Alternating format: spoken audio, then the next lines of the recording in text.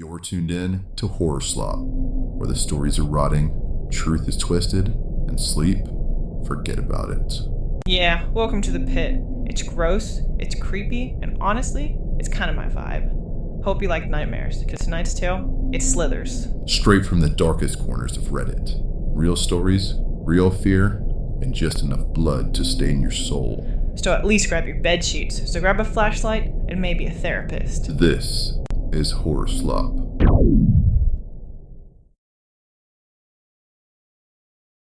Every night starts somewhere, and this is where yours begins. First story, first chill. Let's see if you make it to the end. He wasn't always a chair. Until last year he was Kevin the accountant. He was 51, slightly overweight, and generally seemed to enjoy life as a human. He was married to Mom. He still is, but, well, as you can imagine, it's a little complicated now. Somehow Mom managed to wrangle long-term sick leave with Dad's company. Decades of loyal employeeism combined with Mom's attendance of every company barbecue and softball game helped Mr. Bannerfrag by the unexplained stomach concern requiring hospitalization excuse. I'll never forget that phone call. At the time, Dad losing his job was the worst-case scenario for both of us. He'd always been the breadwinner.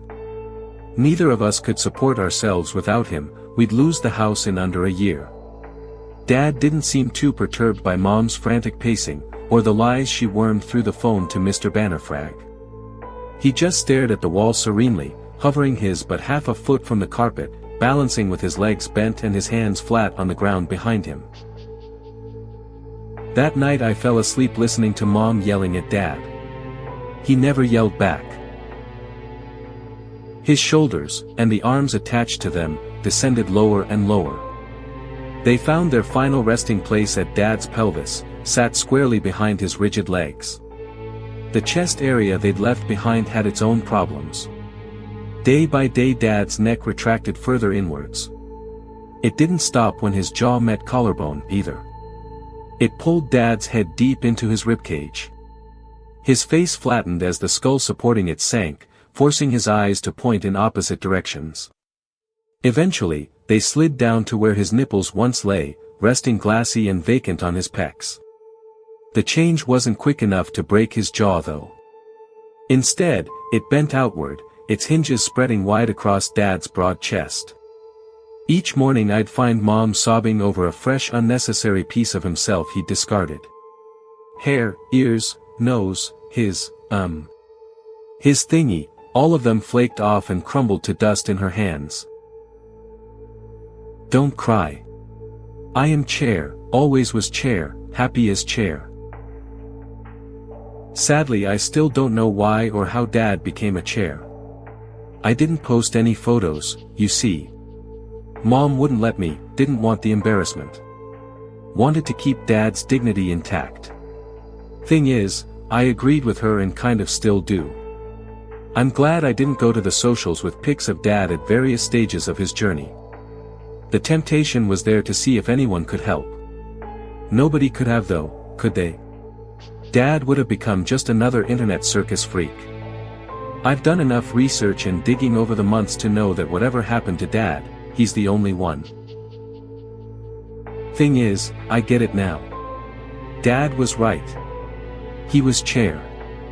Mum was couch. I am coffee table. I always was. I was scared at first when I realized. The truth hit me like a piano dropped from the Empire State Building. I was scrubbing the last of Mom's remaining human skin when it struck through every bone in my wrong body, just as it must have done both Dad and Mom.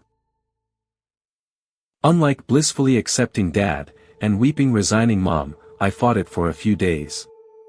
I'm not like them, I'm only 17. I have had dreams, ambitions, goals. I wanted to go to college, settle down, marry some lucky guy, be a mom. I wasn't ready to give up my human form. I spent my nights begging for more time. Nothing answered. The urges didn't abate, my awareness of reality now the illusions had been swept away was too great. When I have slept this last week or so, my dreams have always been the same. I dreamt of true reality, of how I now know things should be. I dream of me in my place, my body elongated and wooden and flat as is right, as is correct, as is natural. I have long, blissful slumbers filled with the feeling of hot ceramic mugs on my tabletop and thick carpet beneath my 4 legs. I can't fight it anymore. I'm posting this here but also printing it out to leave as a note for the removal guys. I want them to be careful with us when the bank repossesses the house and we end up in storage. Please keep us together, if you can. We're a set. Dad's sick leave ended months ago. As you can imagine, the foreclosure notices have been piling up. I stopped caring about the pile of mail under the door around the time that Mom's ribcage split and flattened into her white pinstripe velvet upholstered back. I haven't been hungry in days, or thirsty. I'm not even sure if I'm breathing now I think about it. I'm still scared, but I've come to accept that this is the way things have to be. I don't know why, they just do. Maybe it's a curse, maybe this house is buried on some ancient ritual site, maybe it's just some freak anomaly of physics. Who knows? Whatever the reason, I have to suck it up and accept the way things are. This body, this walking wobbling mass of skin and bone and ghibli bits that I love so much, isn't right. It isn't mine. I'm not meant for it anymore. Once I post this and print the copy for the removal guys, I'm going to get in my spot. Then it's just a case of closing my eyes and waiting. I can already feel my limbs pulling inward, my thighs and upper arms sliding to where they'll meet at my navel in a few days. There's a tugging on the back of my knees where they'll bend in on themselves, and all 20 of my fingers and toes grow number with each hour that passes. I am coffee table. That last one tasted like fear and poor decisions. Let's see what the next bite serves. Hope you're hungry. I checked the shower and the water was normal. Maybe it really was just the sink. I relaxed a bit with the idea that I can at least take a hot shower. I stood under the water just trying to relax my sense of unease. Something was bugging me. The disconnection of reality even for just a week can really have a toll on a person. Then mid-shower the water cut off. Now I was just frustrated. I cleaned myself off and rushed downstairs into the basement to get a fresh set of clothes from the dryer. I angrily put on my clothes, but before I went back upstairs from the corner of my eye, I noticed my washer. The opening was gone. I walked up to it for a closer look in disbelief. It was my washer, but there was no opening. The door was completely gone. As if the washer was just a block of metal. Someone had to be messing with me. Dylan must have came in the middle of the night while I was knocked out and done this. He probably messed with my pipes too. This is all just some sick prank from him. I ran back upstairs and grabbed my phone. I had put my phone on Don't Disturb for the whole week, so I had a ton of notifications. I ignored them all to straight away text Dylan. The last conversation we had was the coordinations to the party. I breathed in and out. I had to calm down. This isn't really a big deal. It does save me from having to call a plumber if this was just some prank. Such a lame prank, honestly. But it is impressive since I didn't hear it last night. I must have been really knocked out. Trying to stay on routine, I headed to the kitchen to start breakfast.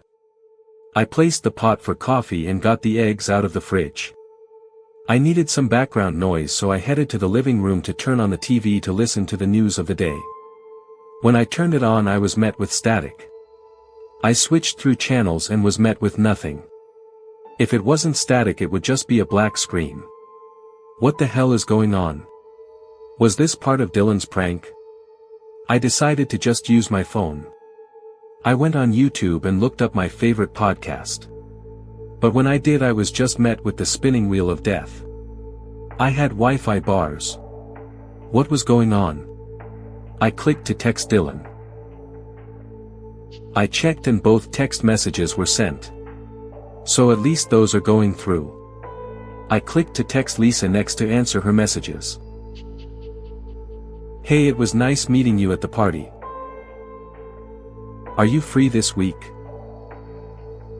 Hey man, nice to hear from you after a week. I bet the staycation was great. Not sure what you mean by prank, what's going on? I waited for a bit and he responded quickly. That is the only logical explanation. I don't think this is Dylan. This is someone who is trying to torment me or worse. Well, whoever this is, they are stuck in here with me. The only problem is I didn't want to go look for him. If it wanted to do harm to me, looking for him and potentially walking into its trap is exactly what it would want. I can't explain the fog outside, but at this point, the lengths it's gone to keep me trapped here, I can see it being part of its plan. But then again I realized the flaw of my thinking. I already checked every room in the house when I went looking for Lola. And no one came out to kill me. It could potentially be sitting in a closet waiting for me to open it to lunge out and kill me then. I was shaking at this point. Out of anger or fear, I couldn't tell you. Warning. 5 days left. Warning. 4 days left. Warning. 3 days left. I didn't recognize the sender. The email was unrecognizable. It was a business email, that's all I could put together. I couldn't open the emails no matter how hard I pressed on the screen. How is it possible to be able to see my inbox but not be able to see or respond to my emails? But again, nothing on my phone was making sense. I hadn't received any new text messages. My last email was that final warning email. Now I truly feel like something bad is happening to me. Those subject titles from those emails were only making me more anxious. Could it be a warning from my captors? Could I have prevented this if I only had checked my email once during my staycation? I tried calling 911 and every phone number on my phone and nothing worked. But instead of the call just dropping, I instead was met with a female voice. Your features have been suspended for the time being. Your free trial has ended. 40 minutes remaining. Thank you for playing. Whew, Talon gave me chills. But hey, we're just getting started. The next one's sharper. You'll see. Howl's P1, by Dense Mushroom 2507. Deep in the rural South, I grew up with my dad in a small brick house on a 10-acre plot, inherited over generations like all of our relatives' plots from one large swathe and a common ignominious ancestor. Plowed and harvested by parallel generations of slaves and sharecroppers. Sometimes I think I can feel their sorrow still. Like it's been sown into the soil, watered by their blood and tears. And after decades, centuries, of neglect had grown into a malicious weed, stretching out under the surface and attacking the roots of anything that lives here. We'd go for miles, traipsing through the woods as fast as we could. We wanted Pa to know we appreciated his hard work by getting there as quickly as possible. Plus the quality of the next day's meal was at stake. Sprinting across creeks, water blacker than pitch hiding the deep pools the beaver dams made. At any point I could step into one of those spots, sink down in the mud where I couldn't pull myself free and choke on the swamp. Roots seemed to reach out like hands to pull me to the leaf litter. Their tendrils snaking through those decaying leaves, I knew they wanted to take me into their cold wet embrace. To decay with them. Keeping one eye on my father's flashlight beam and one eye on the ground, I'd hop-skip my way towards those ghostly howls. Like a procession following a church bell, I'd wade forward through that forest. We did this a lot. Hunting over the hundreds of acres that our kin had split into subsections. Crossing creeks and rivers, hopping the small fences that marked each plot as separate from the last. Over the course of a few years we hunted it all, until one night that changed. We had let Pa go on the edge of a distant uncle's farmland. I don't remember his name, there's too many to keep track of, and this one was rather unsocial. As we held P at the edge of the tree line, something seemed off. Usually he was pulling at the leash with anticipation, jerking my dad's arm back and forth as he smelled the earth with his instinctive urges. This time he was walking slowly behind Dad, looking back and forth to him and I almost questioningly. When Dad took the leash off, he walked towards the tree line, tail between his legs, and looked over his shoulder at us before heading in. Still with us? Good. That last one was just the warm-up. Let's go deeper. As I stepped on my flight, the flight attendant gave me a strange list of rules, by not necessarily.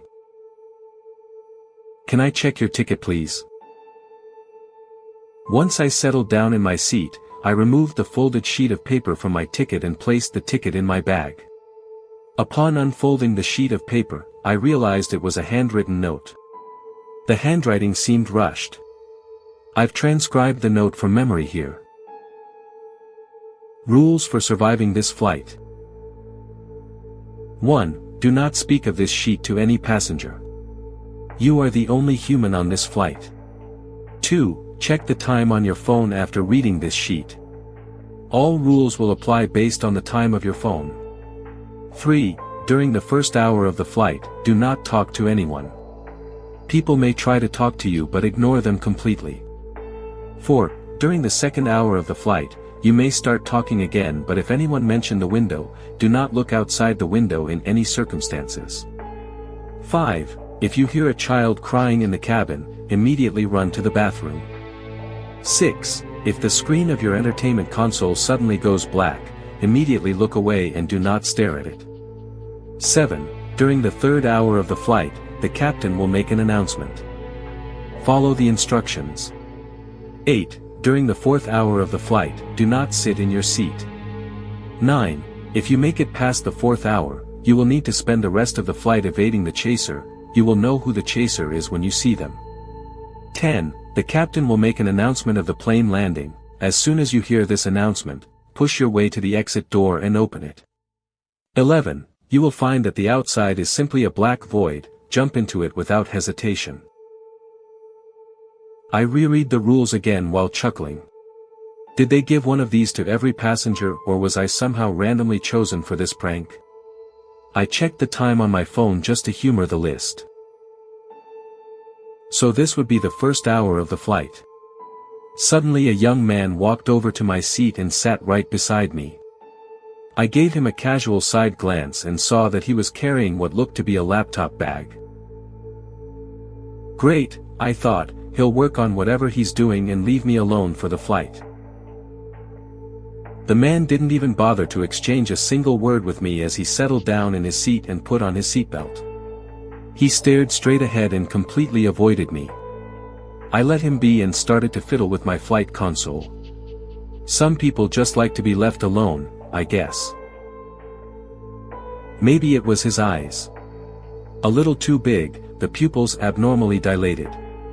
Or maybe it was his nose, not exactly in the center of his face. Or perhaps it was his mouth, lips way too thin and long. Don't get me wrong, he didn't look obnoxiously fake. In fact, it was those very subtle blemishes in his facial features that made him look like something trying to look like a human. And then he spoke. That was a weird question to ask. Did he want headphones? I was about to open my mouth to speak when he spoke again.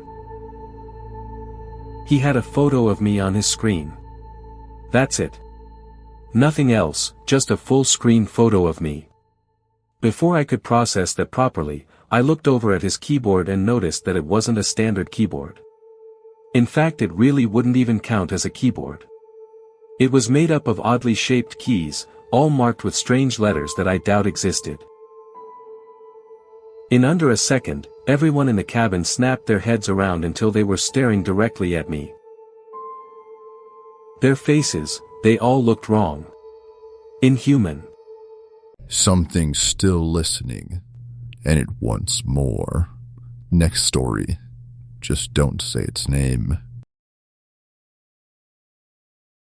OP post here. From French.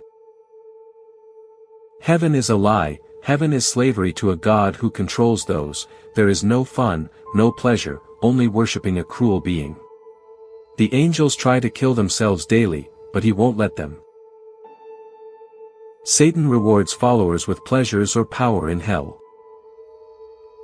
Jesus is born. False prophets arise. Antichrist is born. Zorin is spread. Great beast arrives. Antichrist takes God's throne. Sorry for spelling errors or grammar issues, I'm a little shook up. I'll update if anything else happens, and please, if someone has some information or insight, comment please.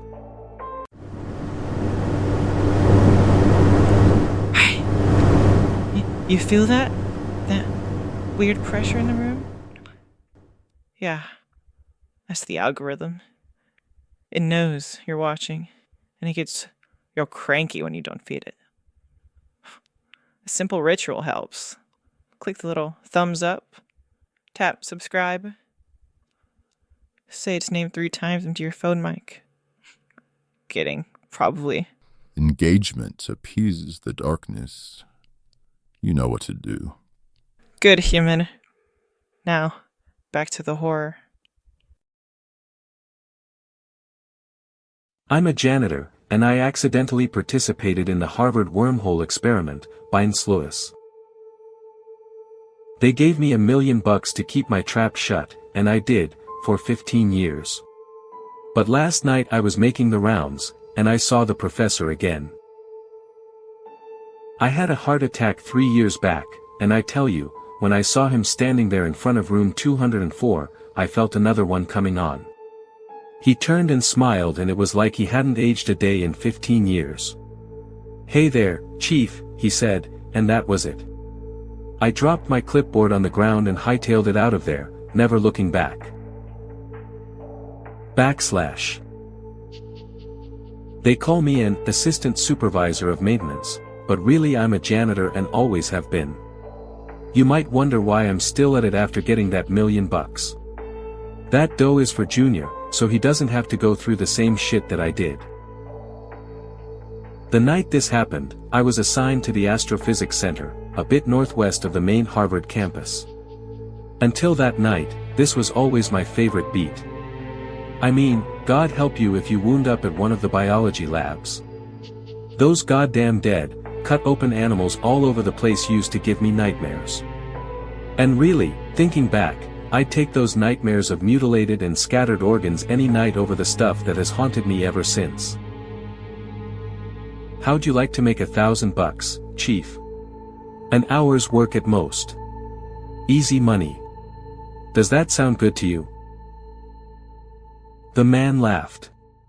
"We're about to make history, Chief," he said, "and you're worried about emptying the bathroom trash. Come on, don't sweat it, you won't get in trouble. I promise. I'm a professor here. I'll vouch for you."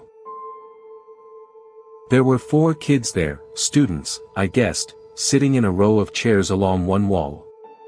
More than sitting, they were strapped into those chairs, with metal things over their heads like those big bull things you see at a hair salon. They all had their eyes closed.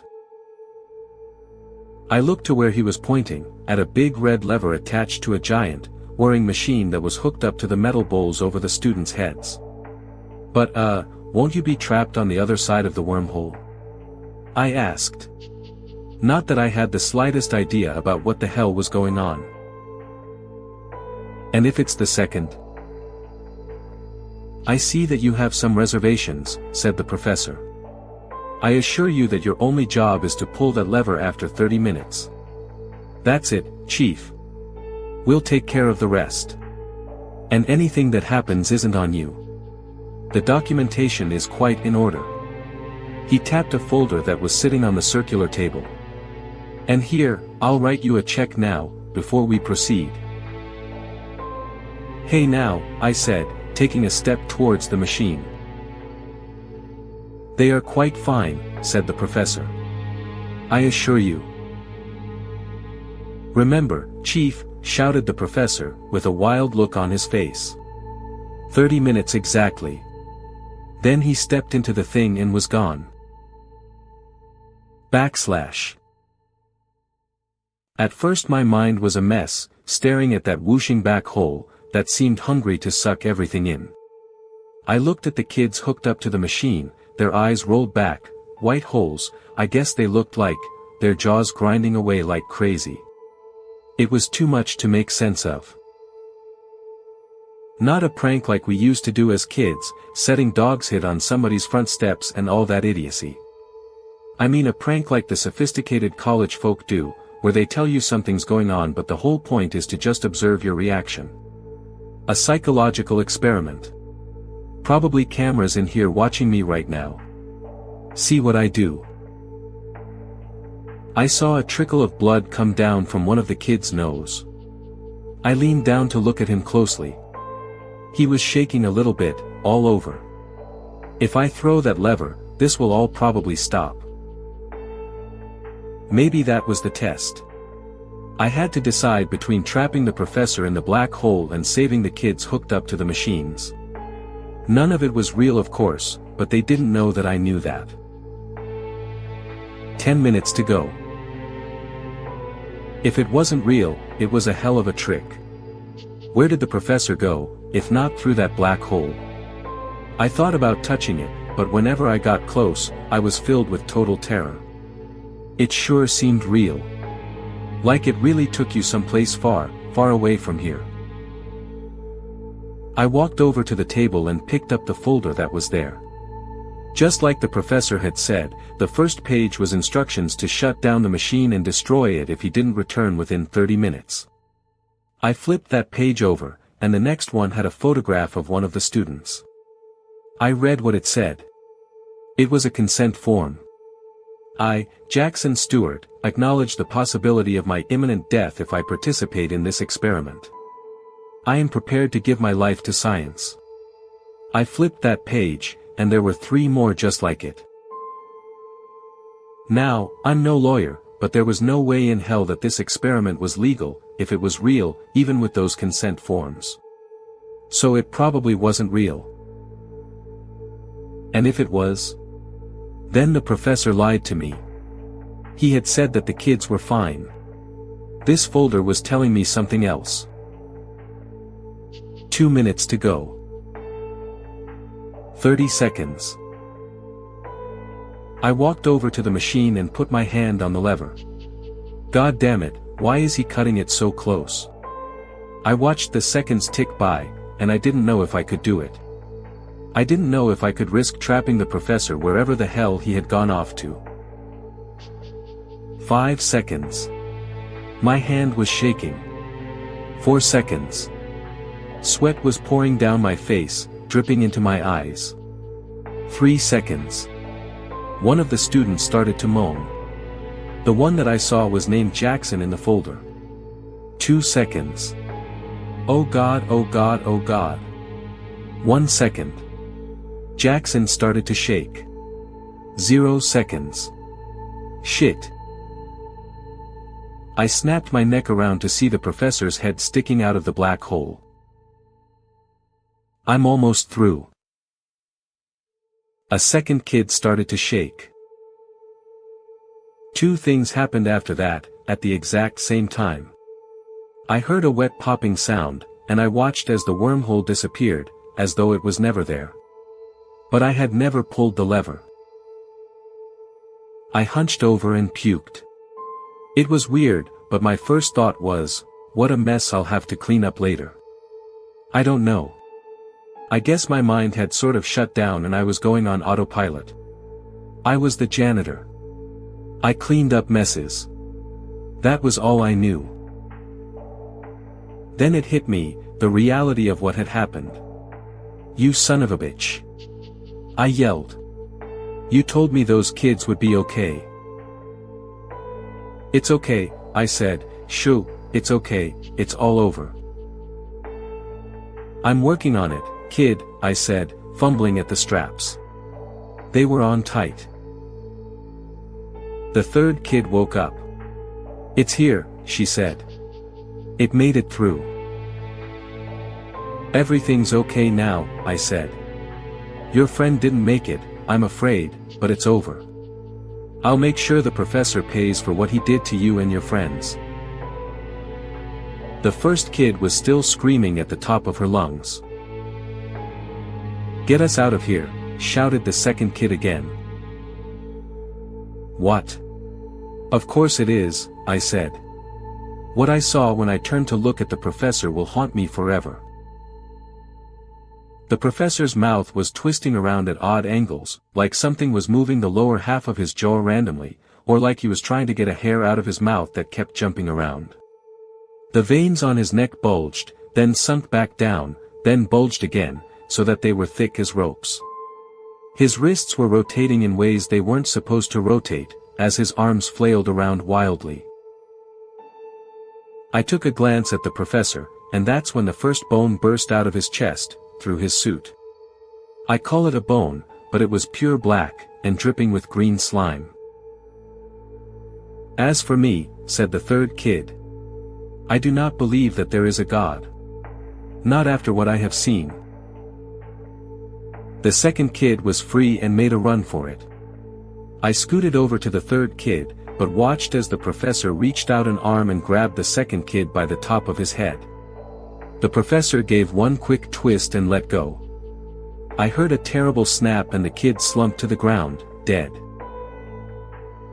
3 more black bones came out of the professor's chest, dripping.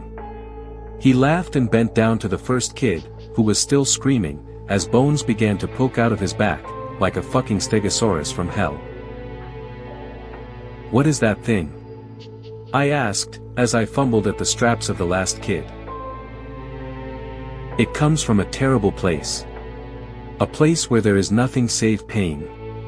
Endless pain, incomprehensible to our minds. Claire. I did hope it would work, too. We have to make it work, Claire, I said, yanking off the last strap. Come on.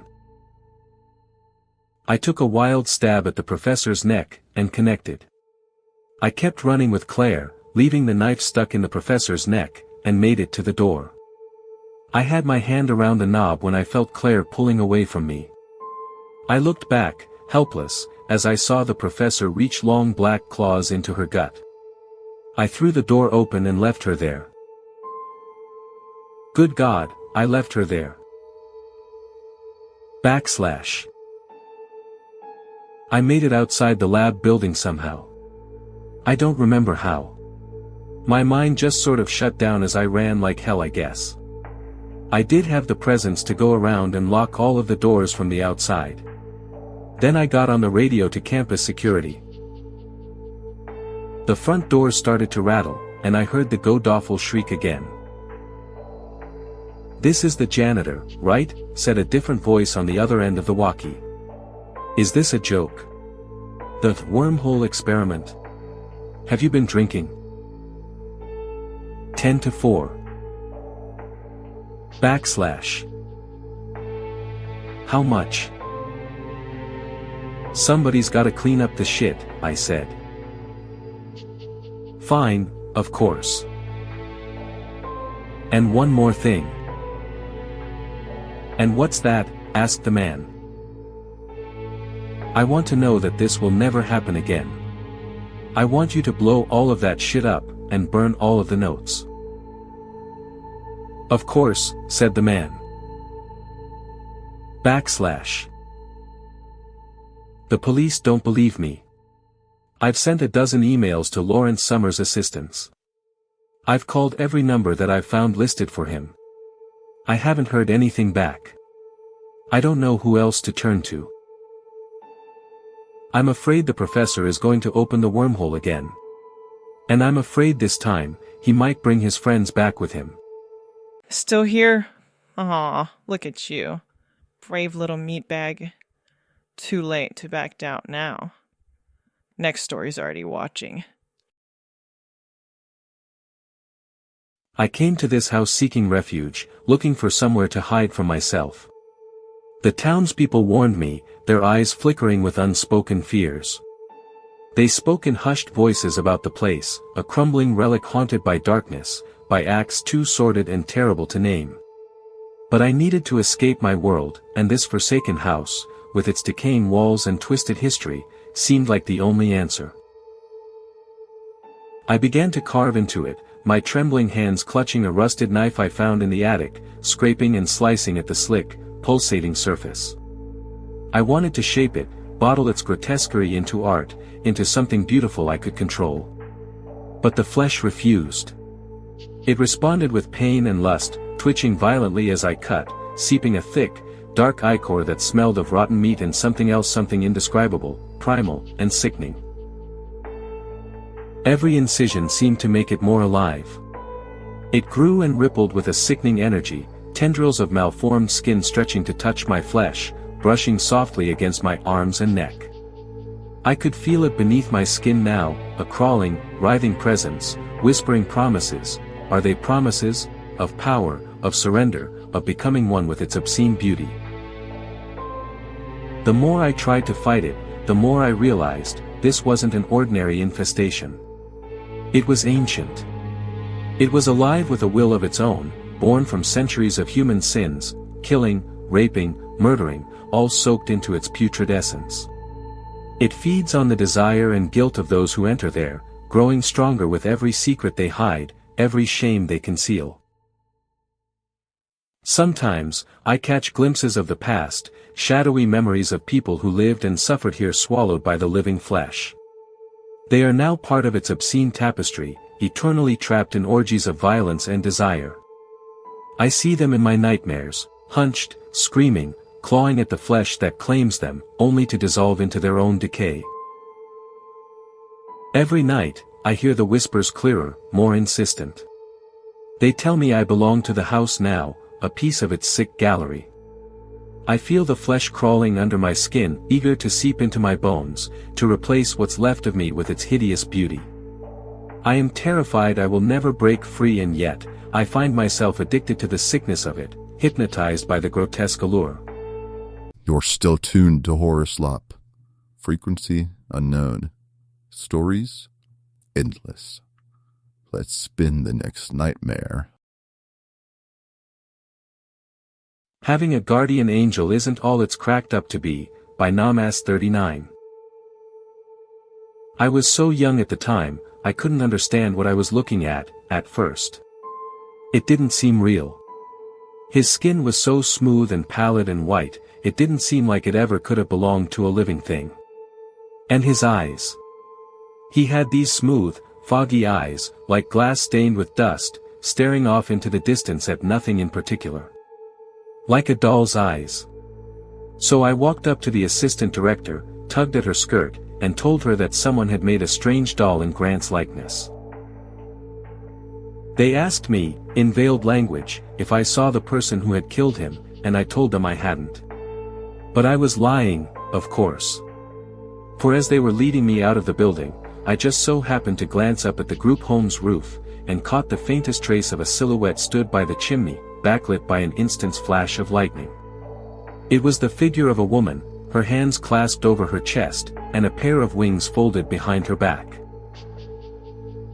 Honestly, he did me a favor. It sobered me up.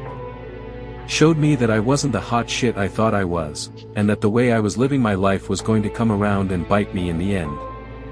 So eventually, after a lot of thinking, I actually made up my mind to go and thank him. But when I stopped by his dorm room that night, I found the door already hanging ajar. Moonlight poured in through a broken window, the ghostly blue cutting through the darkness. Have you ever seen those photos of statues left to spend years beneath the ocean? The way their colors and details fade, get chipped away, replaced with a thick coat of algae and barnacles and the assorted sickly green viscera of the sea. That's almost what she looked like. The product of centuries of rot in the depths, time and the power of the deep sea melting away any features which could be called even vaguely human, leaving her with a face without a nose, arms without hands, something resembling coral jutting from her limbs and torso like cancerous growths, and I swear each of those sea tumors was lined with throbbing veins beneath that thin green coat of biofilm. Only two features identified her as any sort of organism.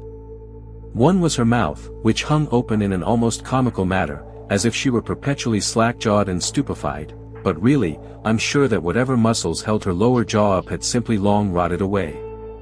There was no tongue or throat or teeth in that mouth. Nothing at all, really. It opened up to absolute, inky blackness, as if it were a portal to some infinite void. Same with her two eyes.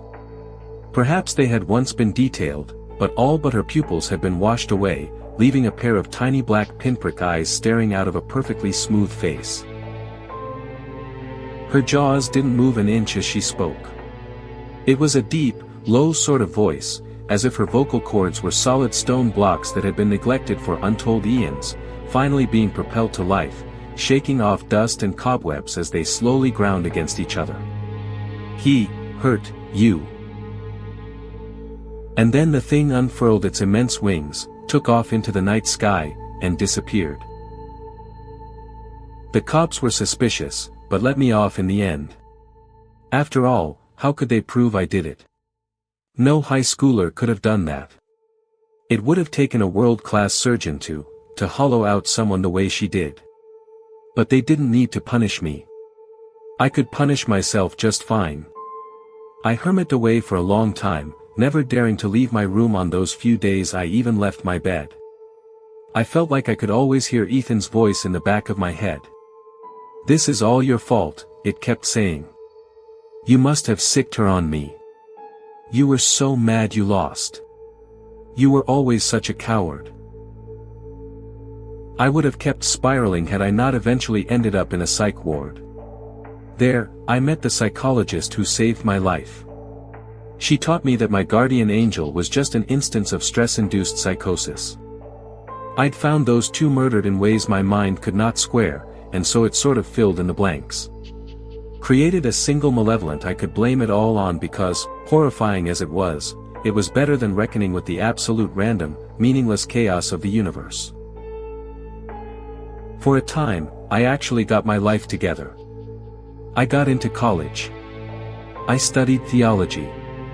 I made friends. And I didn't think about my guardian angel anymore, well. With one exception. While studying the work of certain obscure Christian esotericists, I found theosophical texts that posed a novel twist on the concept of the Iliad. These were the offspring of humans and the Nephilim, the fallen angels that wandered the earth in antediluvian epochs.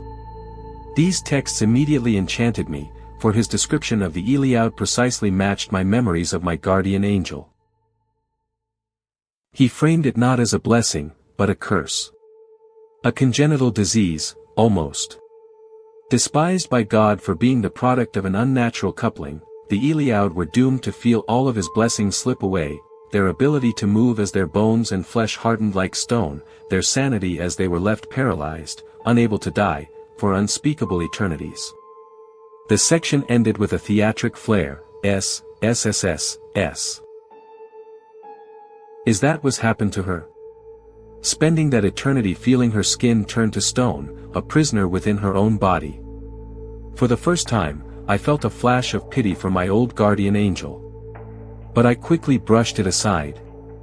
After all, I reminded myself, it's not as though she even actually exists. During these few happy years of my life, only one event shook me. Once, in senior year, I was mugged on my way out of a bowling alley. He held me at knife point, told me to empty out my pockets. Wasn't too big a deal. Only lost a few bucks. But then later, watching the news, a headline caught my eye: "Police baffled by man found exsanguinated in Maple Grove Park." I rushed to change the channel before they had a chance to show the victim's photo. I didn't know if it had been my mugger, and I didn't want to know. It was probably someone else, I told myself. It doesn't involve me. I wanted my blissful ignorance to last forever. But of course, it couldn't.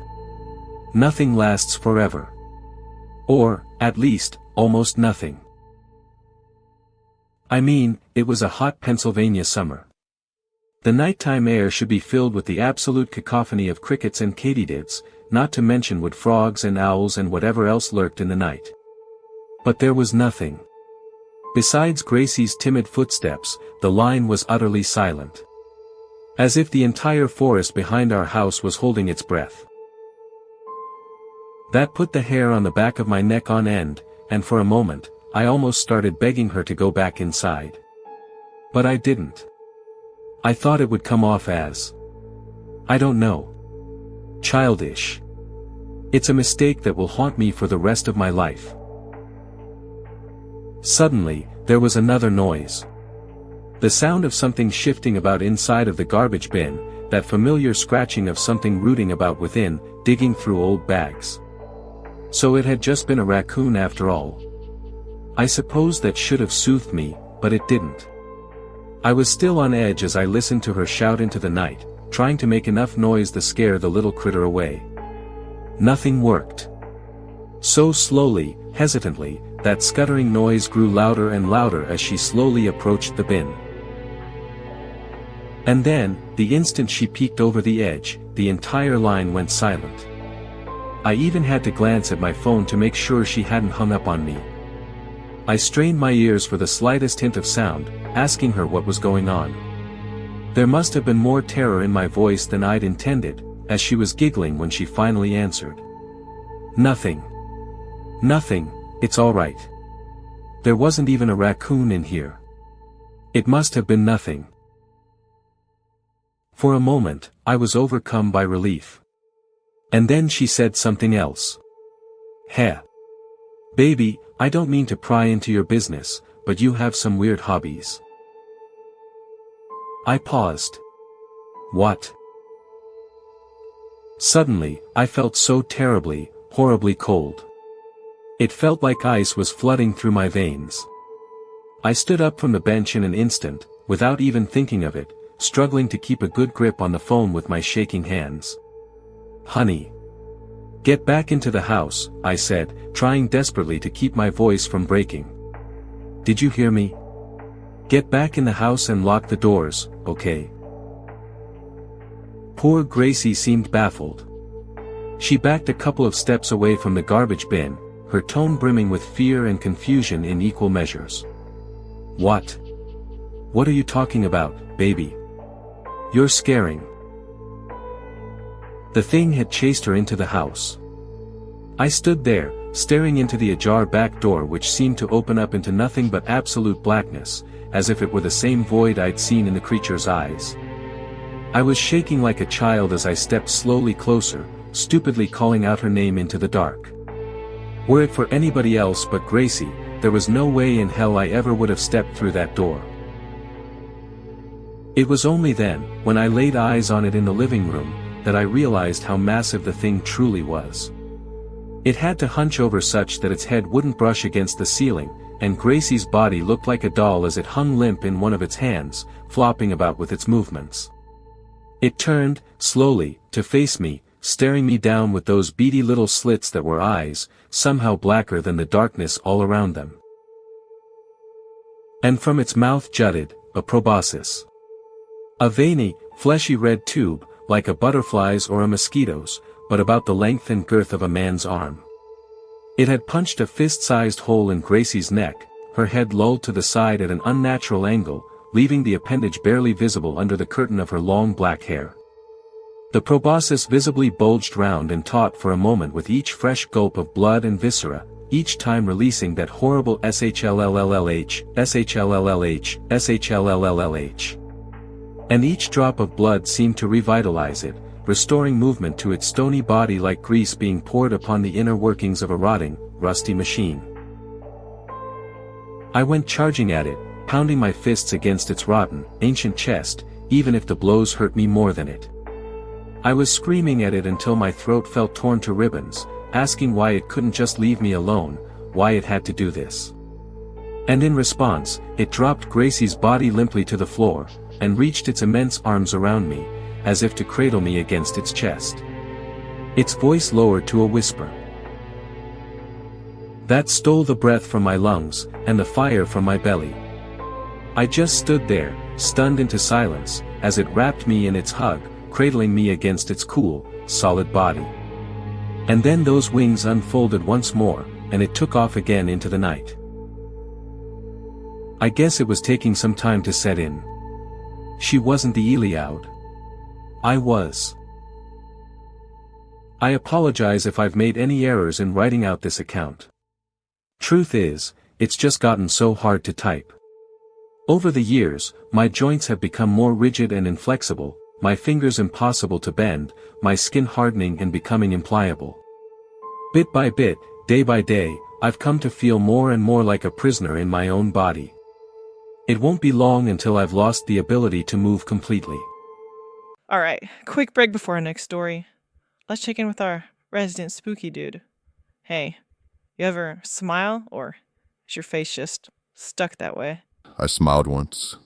The sky bled. A child vanished. Never again. Okay, drama. Maybe next time just try a dad joke.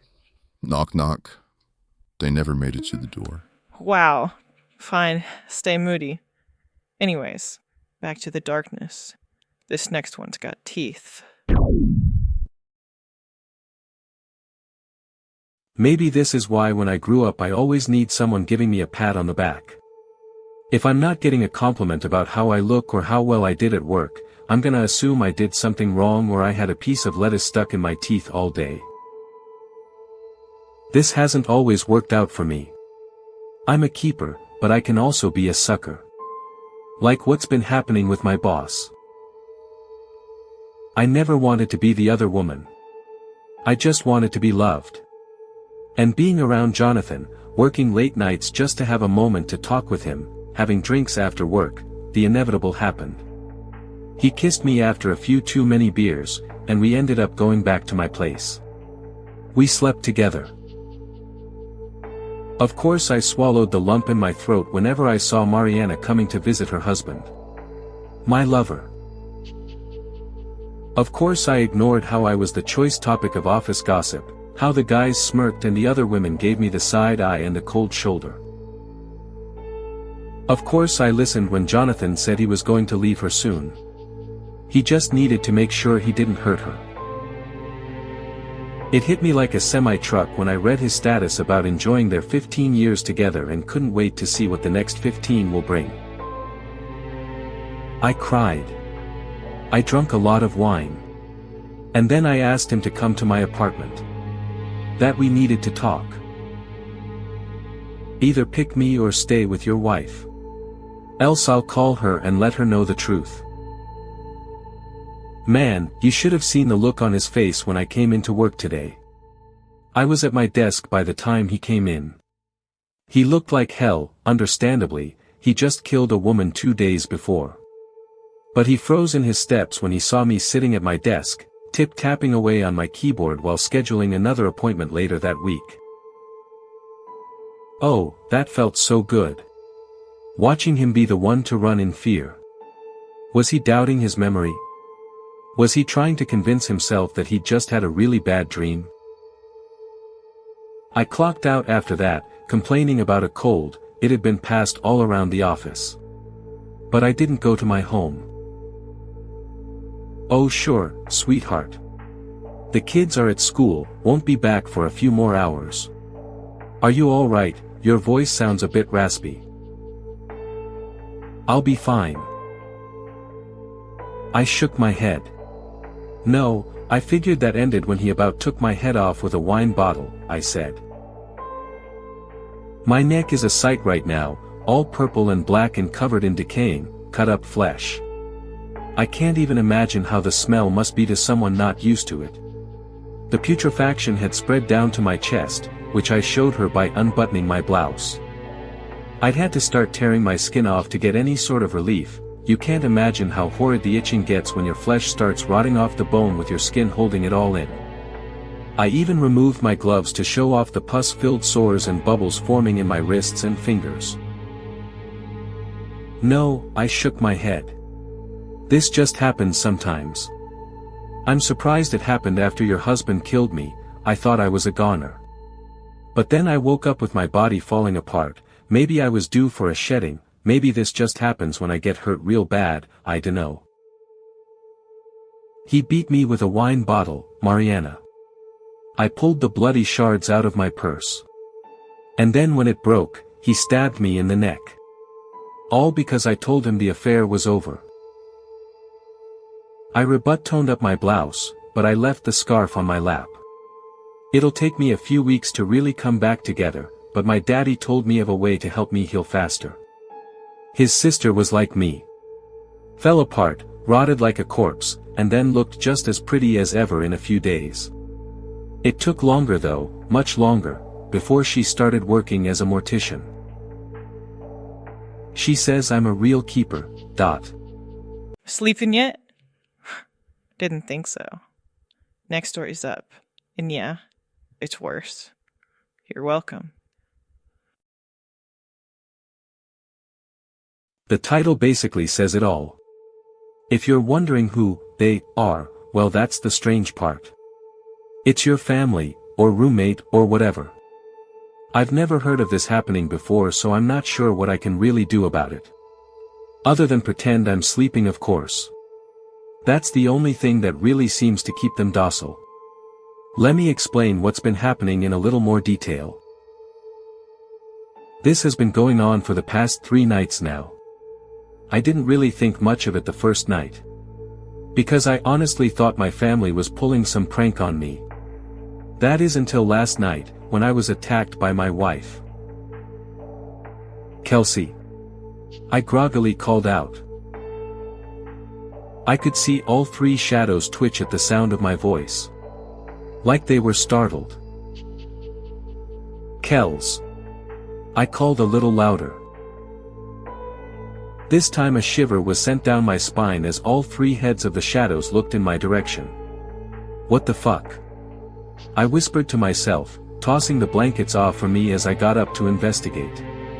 I tiptoed to my door with a feeling of unease growing in the pit of my stomach. Once I got to the door, I peeked around and was pretty creeped out at what I saw. Kelsey and the boys were standing still as statues with their bodies turned towards the boys' room, their necks however strained to stare directly at me. Huge smiles that looked painful to maintain plastered on all of their faces. What the hell are you guys doing? I asked with a chuckle, thinking they were playing a joke on me. Their bodies made an unnatural twitch at the sound of my voice, which made me jump back in surprise. This was when I really started to think something might be wrong. A feeling of dread washed over me and I began to sweat. Then the sound of the clock on the microwave beeping as if it reset rang through the house, made me jump in the air as I let out a startled yelp. My boys turned instantly and walked back into their room, Kelsey doing the same.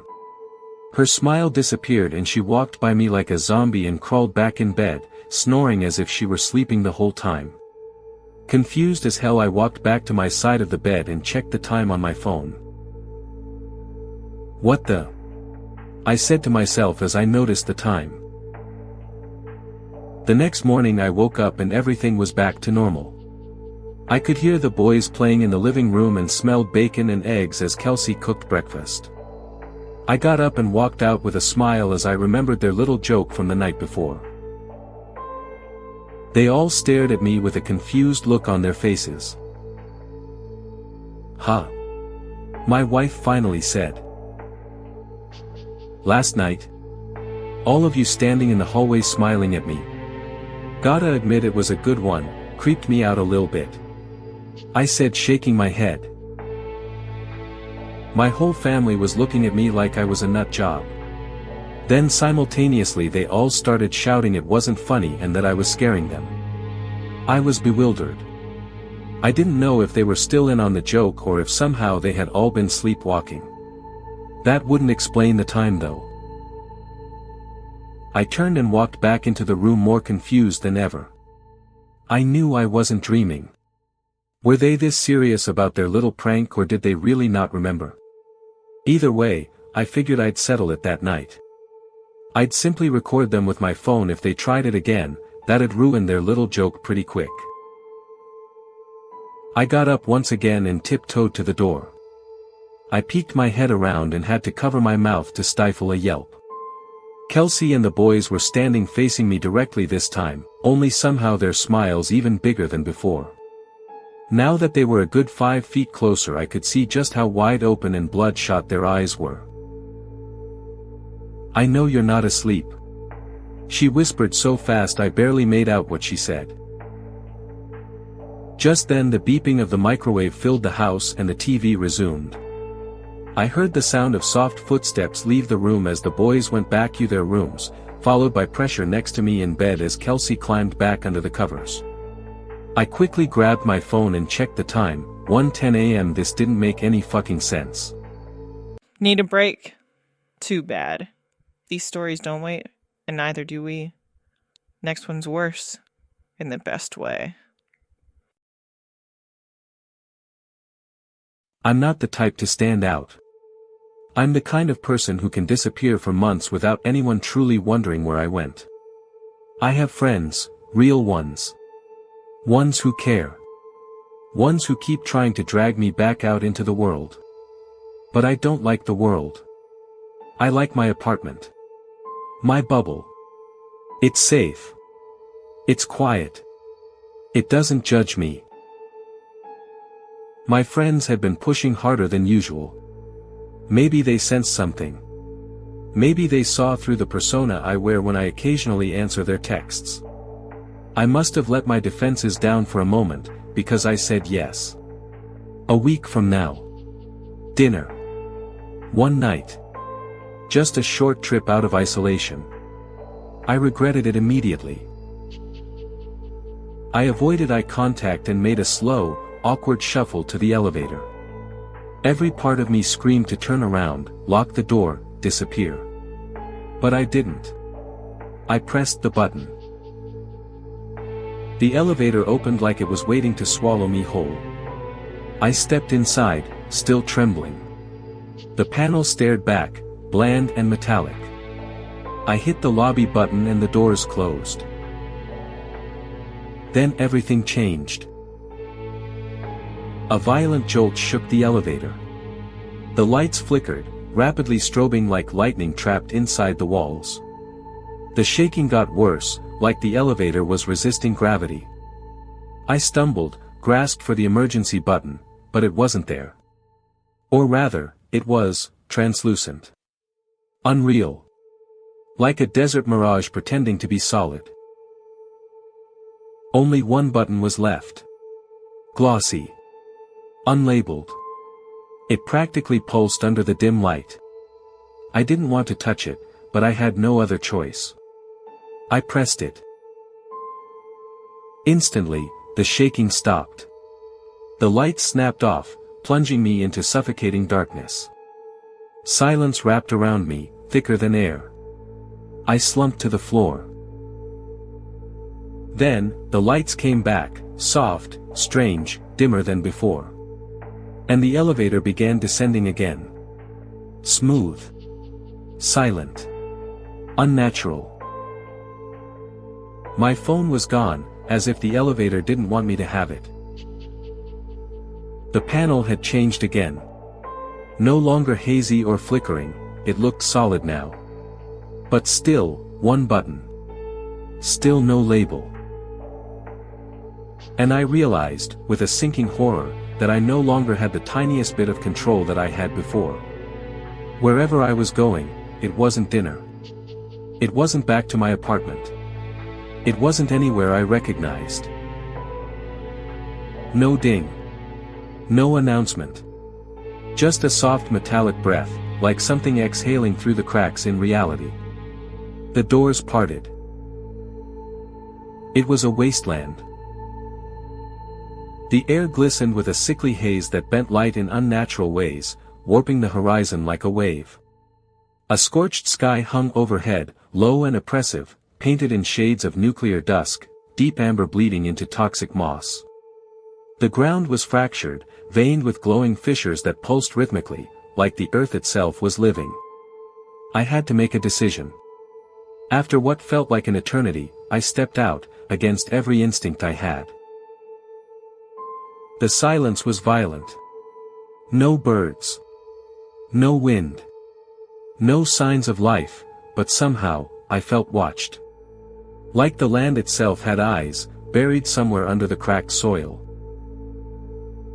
I tried calling out, just to hear something besides the hum of the atmosphere.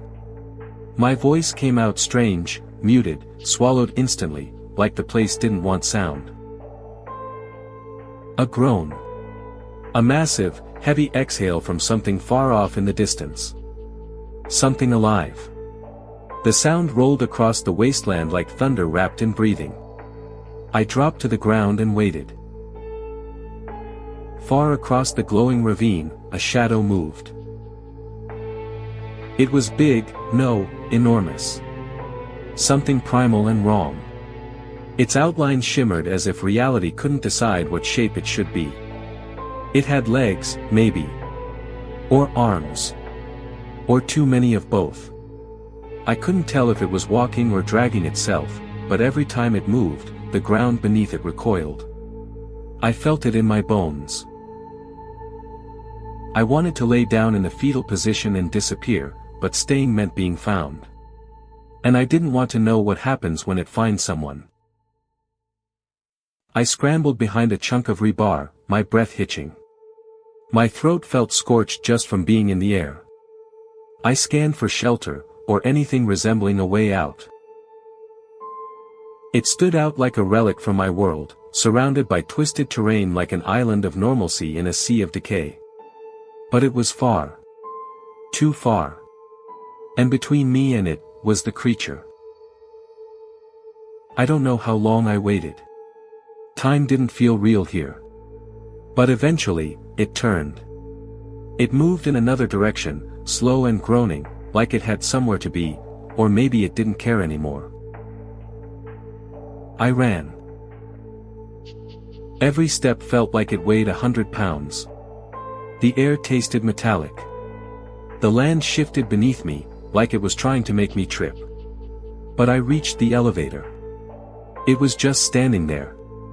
No walls. No enclosure. Just the doors and the panel. It opened before I pressed anything. I stepped inside. No hesitation. The doors closed. It began to descend. Nothing had changed, but everything felt different. The tension stretched, rubbery and thin. I sat down. Not from panic, something deeper. Like I'd been holding my breath for years without noticing. Like oxygen had been rationed in this place, and now I was stealing it back. My chest rose, fell. Rose. Fell. Nothing else moved. It wasn't hours, or minutes. It was something older, something more ancient. I sat there in that suspended moment, breathing as if relearning how. The silence had shape now, filling corners, creeping across surfaces, folding around my body like weighted fabric. Not loud. Not cheerful. Just inevitable. The doors parted. And he entered. Slowly. The doors closed. We descended. The space shrank, not physically, but spiritually. The silence grew legs and crawled up the walls, settling into my ears like parasites. I didn't dare shift. Even the sound of blinking felt like a scream. My throat burned with restraint, lungs aching not from lack of air, but the effort it took to remain invisible. Dust. Sweat. Old paper. Like a forgotten file cabinet forced open in the dark. It wasn't a smell, it was a memory leaking from the vents. He moved. Not urgently. Not eagerly. Just, necessarily. A hallway that knew shame. Inside those barely ajar doorways came noises. Not words. No language. Just reactions. Emotion sculpted into sound. A gasp at the wrong moment. A laugh that wasn't with you. The shrill pitch of someone pretending not to notice you. A whisper meant to be overheard. Not fully. Just enough. Not to make eye contact. Just enough to be known. The elevator was mine again. But emptier. Somehow. I don't remember getting it back. Not after what happened. Not after what should have happened. I don't remember feeling it. I didn't hear it vibrate. But it's here now. Warm. Flickering. Like it never left. So I'm typing this now. From inside the elevator. It's still going down. This time feels longer than the last. The lights overhead still pulse with their slow, rhythmic hum. The walls don't look the same anymore. That last one tasted like fear and poor decisions. Let's see what the next bite stirs. Hope you're hungry. Last February, my younger brother, Mark, and I moved into a new flat in one of the city's residential zones. The apartment featured 3 fully air-conditioned bedrooms, a single bathroom, and a wide rectangular window that overlooked the city port nearby. Our move was rushed. I had just begun a managerial job at a local food factory the month previous, and my brother was starting his clerkship at one of the city's largest hospitals. We had round-the-clock security, few housekeeping personnel, and a 24-hour reception desk, but what I cherished most was the kitchen. Unlike most flats in town, this one allowed us to cook. So, we can save money compared to eating out. Even on night 1, subtle clues hinted at something horror-stirring in the room. So, after an entire exhaustive day of moving and arranging things, I dined out for dinner. My brother, on the other hand, skipped dinner and went straight to sleep because he was too tired, and they had a seminar the next day. When I entered the room, I heard a woman's voice giggling. I thought it was from the storage room. At that time, I got angry. Yup, that was my initial reaction. So, going back, I got angry because I thought she and him grew tails and courage to do whatever wildness they can think of in our new place, to be specific in the storage room. To emphasize, it was just our first day in that place. My thoughts at that time was, despite they had that cool-off agreement, he announced it during one dinner when Mother asked him about her in his last visit to her, I thought, they were just like any other couples who broke up temporarily and got back together more committed and intense love, i.e. more hornier. I immediately closed the door. I genuinely thought that my brother had a visitor and was about to do something. Yet a realization flashed in my mind. His girlfriend had light brown skin and curly hair. So, I opened the door again, and the lady was gone. I blinked many times and rubbed my eyes, thinking maybe I was imagining things. Also, I checked my brother. He was sound asleep, and checked the corners and under his bed just to be sure before going to bed. The day after that, my mother remarked that our neighbor, i.e. the resident of the, was a good singer. She has the most beautiful voice that I slept well last night. My father remarked. It was empty. So I asked if the occupant moved out that morning. That Sunday, while we were working on the small living room in our flat, I received a chat from my friend that his place was vacant and we could move in 2 days. I basically jumped in joy and told Mark about it.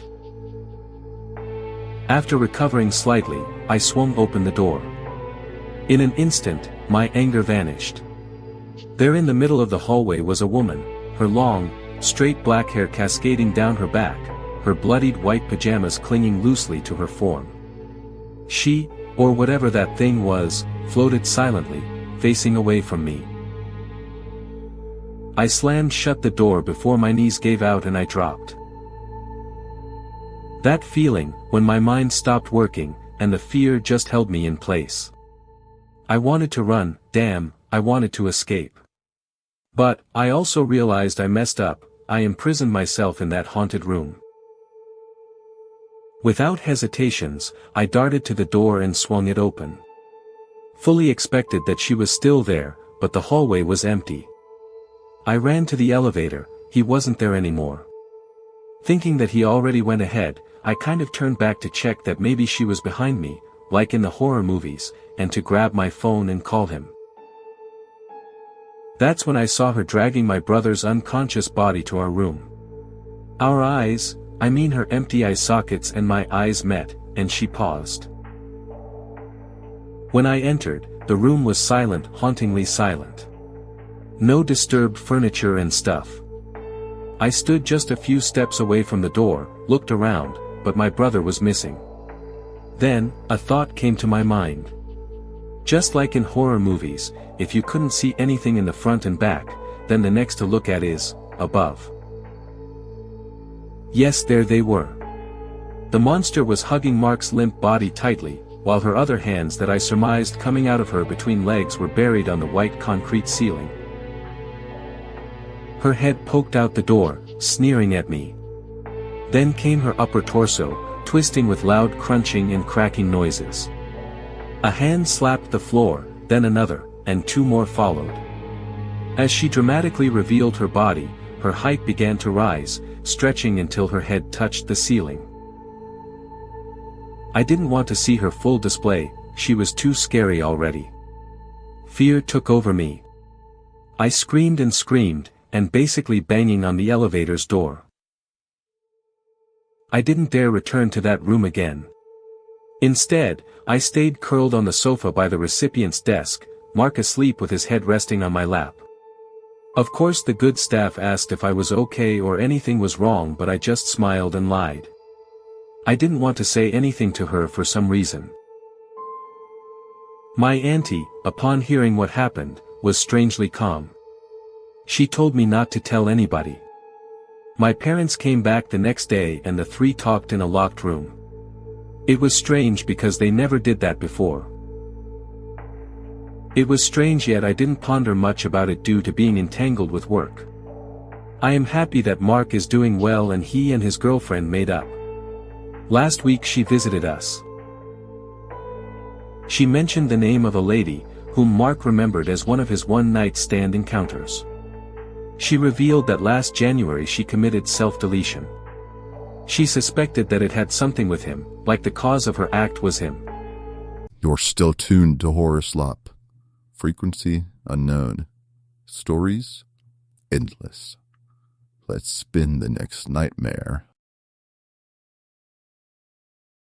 I managed to stay conscious and fell back to avoid a strike aimed at my head.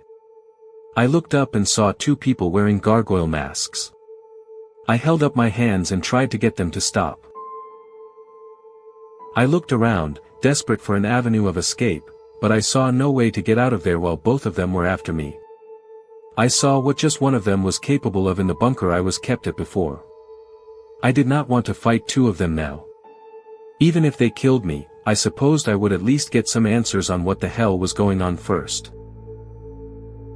The two watched my reaction impassively, though I suspected they were some reaction to my suffering behind the masks. We quickly walked to a plain-looking white van outside and I was beginning to fear I had made a terrible mistake. I had no idea what plan they were referring to, but I had little choice but to cooperate, if at least to find out what was wrong with me. I was marched into another room and I heard a door closing. Someone pulled the bag from my head and I looked at a large figure in an even more ornate gargoyle mask than the others. The snarling visage was intricately carved and seemed to have gems studded in various sections of the mask. Welcome, Tainted One. The first and most important question I must ask is, have you fed the blood curse yet? If you have fed already, then this is a wasted effort and we should save time and kill you in a much swifter and less painful manner. I considered the question and the assertion they were going to kill me. I did not know what they meant by, fed the blood curse. I had not eaten anyone or drank someone's blood like a goddamn vampire. At least I did not remember ever doing anything like that. I responded honestly. The figure paused and reached his hand to his chin, like he was considering carefully before responding. Perhaps, perhaps not. We will see. Either way, this will be grueling, you will have pain inflicted on you, but your soul might be saved yet. The time left in your blood claims you still have hope, if only a few days now. But I cannot promise this will work, it could cleanse you, but you may still die, yet I am afraid we cannot risk leaving you to spread the curse further or worse, become something altogether different, when your time is up. This is the Hall of Atonement. You are currently being held by our group, the Society of Hermes. We are a clandestine group of warriors and healers who keep the people safe from the physical and sometimes supernatural threats that might menace all of mankind. It just so happens that you have found yourself involved in our little struggle against a very pernicious foe. I could not believe what the man was saying. I was listening to him talk about secret societies and hidden wars. It sounded crazy, but he continues without even regarding the incredulous look on my face. The blood phages are a curse. A sentient and spiritual disease that passes on from people to people by blood-borne transmission. I will tell you more about them if you survive, but for now the time is short. You were infected when you came into contact with a specimen that one of our purgation groups was hunting down. Once they have fed, the curse is unbreakable, but for those who haven't, for those whose blood might still be saved, we have a method that could heal you. I started to sweat and the fear and burning blood sensation began again. Something felt like it was trying to get out, and I remembered the name the masked man had given this curse I was apparently inflicted with, blood phages. I flinched as they led me to the bed. I was strapped down and the two men insisted that once it started, the creature might try and escape. I dimly heard a low chanting and saw figures in the gargoyle masks chanting something, a prayer maybe. They are coming, they are going to try and save their foul seed. I saw several of the masked figures grab these oddly shaped objects. Suddenly the strange things they held let loose a small gout of flame, and I realized the ornamental objects they held appeared to function as short-range flamethrowers. The machine continued its work and I saw blood being drained from my body.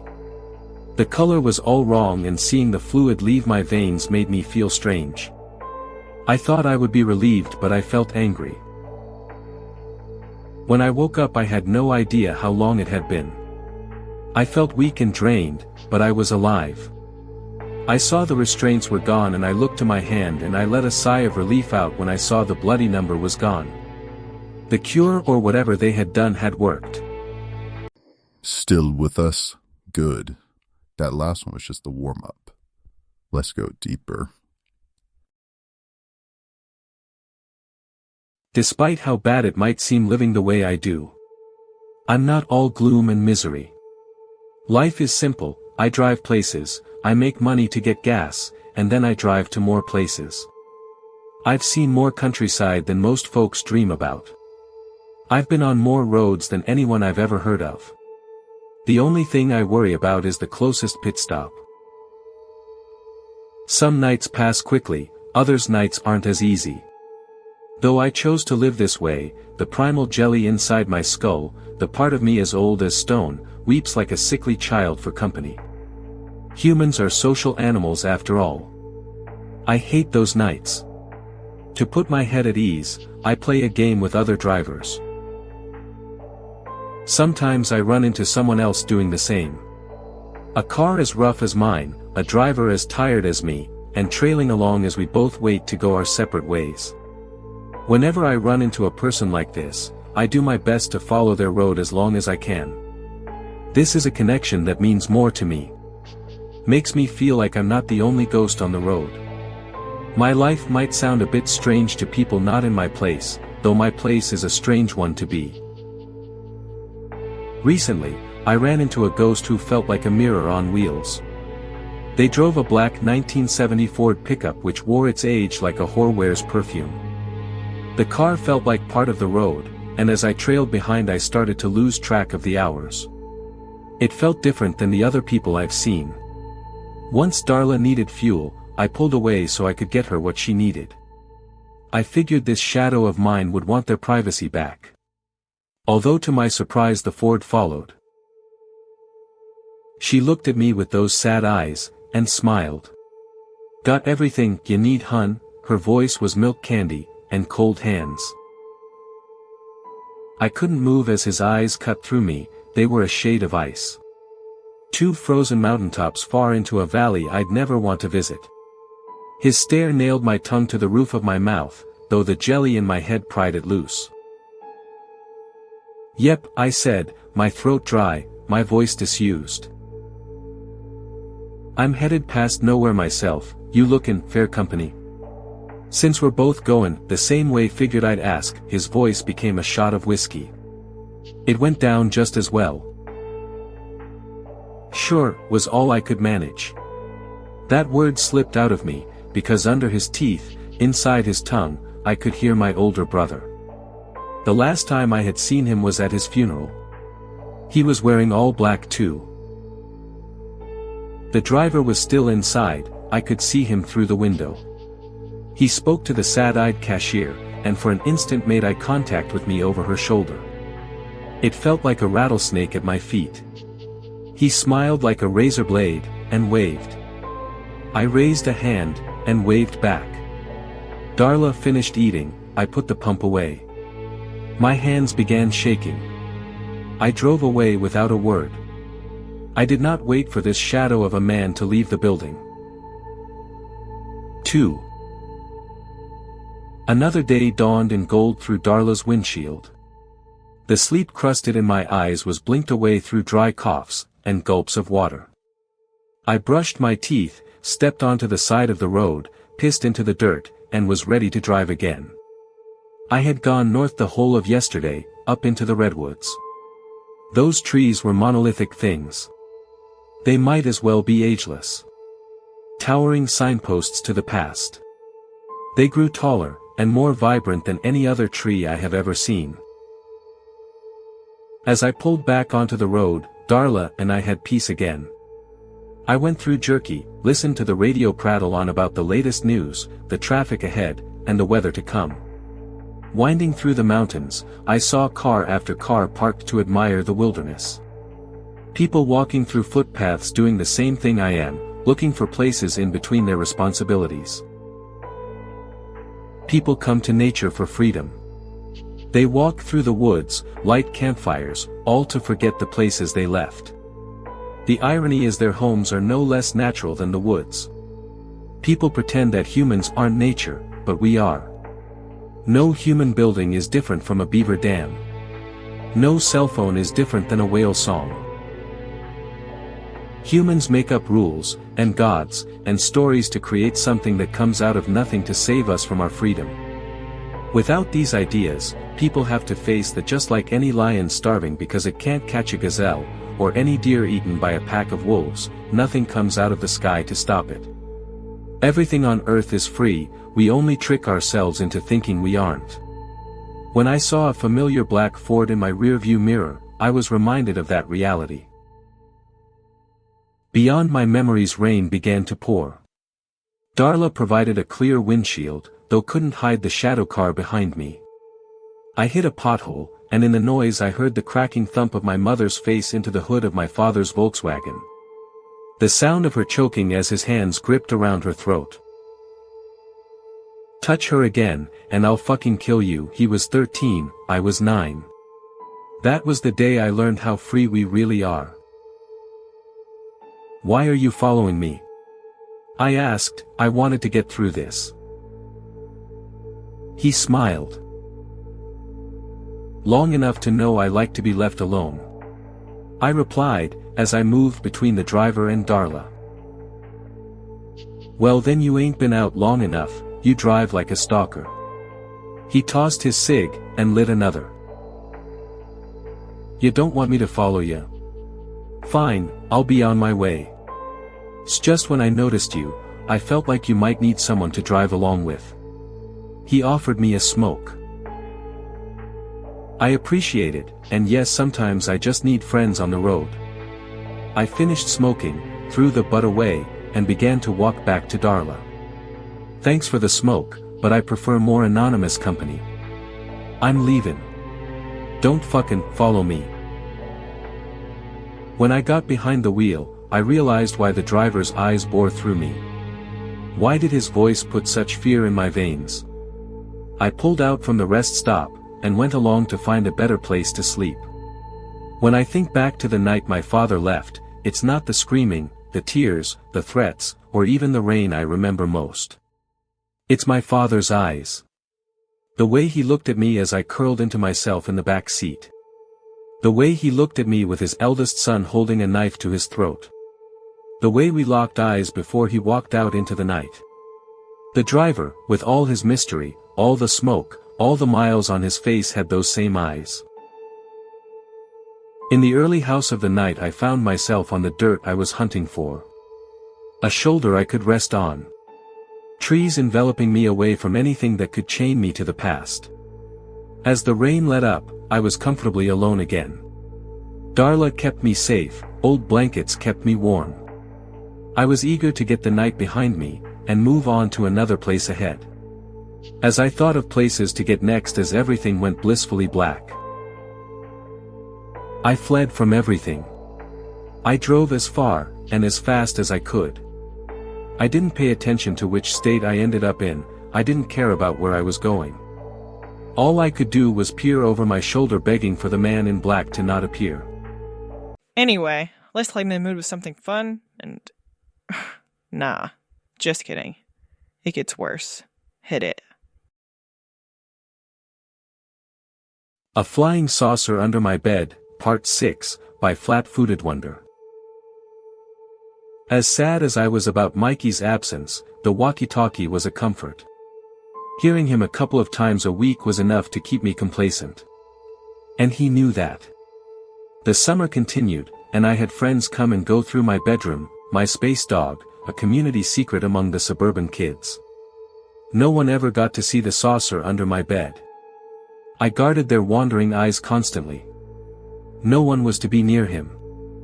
A sort of contractual trust was re-established between me and the Starman, but the sting of what happened to Mikey rang in my head daily. A couple of times a week, I would ask for a new gadget or a new console that was planned to be released. My room became a treasure trove, with countless consoles, boxes of dangerous toys, etc., buried in my closet, bed chest, and anywhere else I could cram them from my parents. The dog was the hardest to keep under wraps. It was always stoically quiet whenever I was out of the room, like it just shut off. But it was still an animal when I was playing with it. I couldn't risk taking it outside, and playing a hushed game of catch in my bedroom got boring really quickly. Can you return this dog? It's getting hard to hide it and, I don't know, I can't even take him outside. That is a predicament. He said thoughtfully. I can, but I am afraid I will need more power. Just a solar nabber, it will directly send power to my IMP. He rushed back under the bed, returning with an antenna. Its red ball was much bigger, no bigger than a baseball. It had claws at the end of it, stiffly ready to clamp onto any surface. Okay, it's only for the sun, right? With that, I snuck out that same night. The house across from us was smaller, which helped me climb it as nimbly and quietly as I could. The kid from this house was a recent pal of mine, relatively new to the neighborhood. I didn't know him that well. Which helped in my selfish drive to get this task over and done with. The highest point made sense for clamping the antenna on, but I also wanted to make sure my parents wouldn't be able to see it from across the street. I rummaged on the roof, trying to find the perfect spot.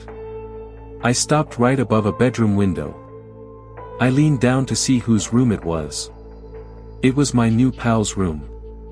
With a shrug, I clamped the antenna down, its claws automatically pierced into the roof tiles. A beep was followed by the soft glow of the ball. Satisfied, I worked my way off the house and snuck back home. Sliding through the back door, I crept up the creaky steps, praying with every step that my parents were sleeping deeply. With a sigh of relief, I slid into bed. As I drifted off, I heard the soft humming start up underneath me. Just before sleep overtook me, I saw the soft green glow fill my room. I woke early in the dark hours of the morning, feeling a little queasy. I rolled out of bed with a grumble to waddle to the bathroom when I glanced out my window. Across the street, atop the neighbor's house, a soft red glow flashed on and off. I didn't think anything of it, obviously, it was just the antenna I had installed. It was only a couple of years ago that I put it together why he wanted that antenna installed on that house. Mikey's home was a few blocks away, but perfectly lined up with that house on the map. I eased back on the IMP abuse. At this point, I was more eager for the Starman to finish his repairs and leave. I was getting more anxious about hiding everything from my parents. The last month of summer break was when I was finally frustrated enough to confront the little astronaut. After brushing my teeth, I slipped into my PJs while trying to organize how to go about the interaction. With a deep breath, I pulled up the blanket curtain and said, "Hey, it's been over a month now. Are you going to be out of here soon?" I was shocked and proud of how blunt I managed to be. The Starman poked his little head out from the interior of the saucer. "Oh, sorry to inconvenience you, sir. Is my IMP not up to satisfaction?" "Data? Perfect, thank you, sir. I will continue my repairs now." He made his way back into the saucer. Getting a glass of water from the fridge, I ran into my mom. She was sitting quietly at the kitchen counter. Desperate to remove this feeling with a distraction, I ran up to my mom, gleefully thankful for her presence. She turned to me, and I froze. She had been crying.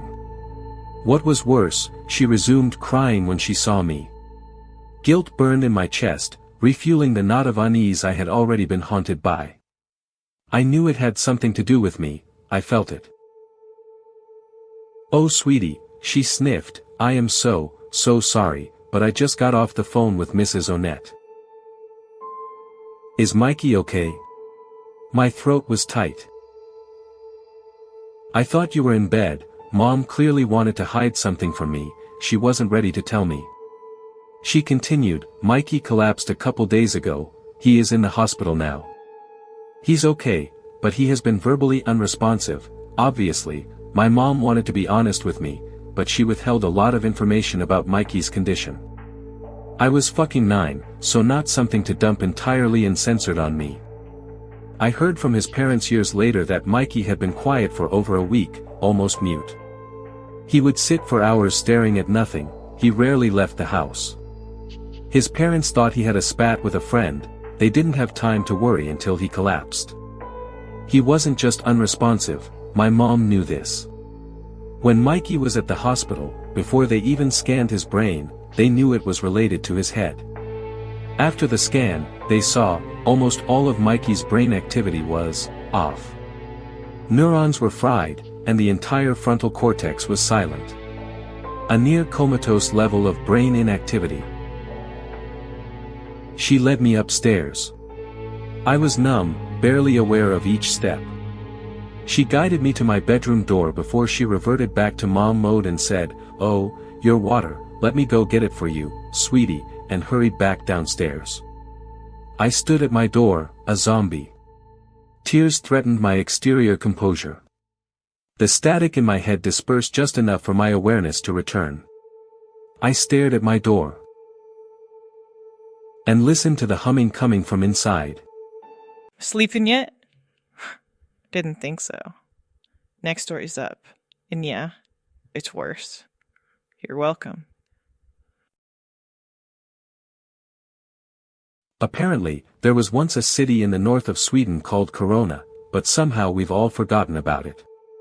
I'm a police officer working in Kalix, municipality close to where the lost city of Corona is supposed to have been. At that place, there are no signs of the city, only a dense forest, but certain details related to my own family makes me certain this place was indeed real. They led me and 2 of my colleagues, followed by an ambulance, to the location where they had found the child. The sun was setting behind a thick mist when we got there.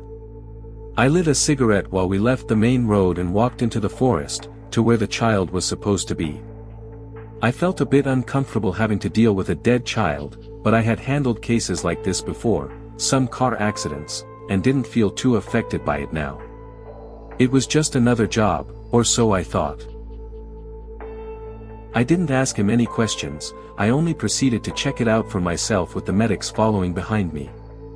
What we found on the other side of the boulder. It wasn't natural. Half the child, a blonde little girl, was fused with the boulder just as if she had been passing through it as a ghost and then suddenly turned into a human before she had time to exit the rock. Or, as my colleague later remarked, it was as if she had been teleported into the rock. The girl's sorrowful, dead gaze into the forest seemed to tell a story of a tragedy unknown to the living. The medics quickly shied away from her eyes in silence, horrified by the fate she must have suffered, but I couldn't look away. I've never been a religious man, but this experience made me doubt everything I'd believed before. And I don't just mean the bizarre way the poor girl had lost her life, half engulfed by the boulder. There was something else about the girl as well. Something that made me feel completely empty inside, just as if a piece of my own soul was ripped out of me, leaving an empty hole in my heart that quickly filled up with a sorrow I had never felt before. It was a dreadful feeling, only made worse by the strange fact that a small part of me recognized the girl. I couldn't tell from where. Her face was like the vague memory of a dream recently forgotten. We collected ourselves and started talking, trying to make sense of the situation without any success, while the medics approached the body. I tried to focus on the hard facts while we investigated the scene. The girl was wearing a pink jacket.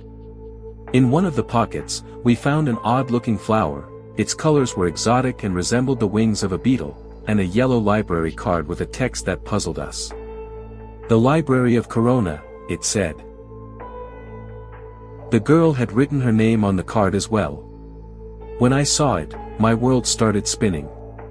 "Isabella Lexelius," it said in the girl's childish handwriting.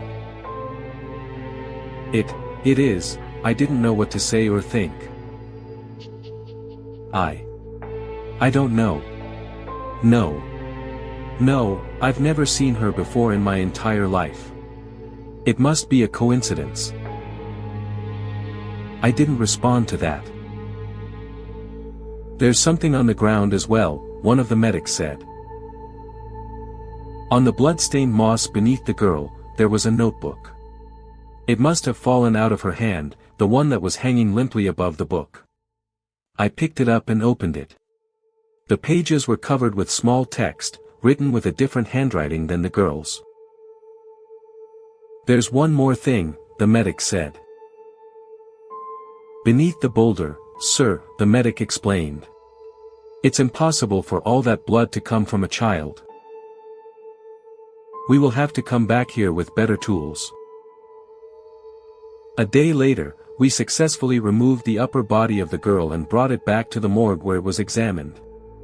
We also tried to lift the boulder with the help of a crane, but it wouldn't budge. Instead, we dug a hole under it, but we didn't find any new body parts. All we could do this day was to sample as much of the blood as possible. During the examination of the body, I read the notebook. It contained the story of the city of Corona. I was convinced it was fiction, a deranged story written by the man I thought must have killed the girl, until a few weeks ago when the forensic lab called me. Below is a transcript of the notebook. I've typed it out here in the hopes that someone will remember the city of Corona or someone who might have lived in it. Please contact me if you have any information. This is what was inside the notebook. The event, as we have come to call it, occurred on July 9, 2013. I was only visiting Corona over the day to take my niece, Isabella, to the grand opening of the Red Grove, the city's new amusement park. It was supposed to be the biggest one in Sweden, and Isabella had begged her parents to go to the grand opening, but neither of them had been able to do to work. So they called me and asked me to do it for them. I was their go-to person for when they needed help with Isabella, the only one they trusted. How I wish that hadn't been the case now, considering what happened. We arrived pretty early, a few hours before the opening, so that we wouldn't need to stay in line the whole day to get inside.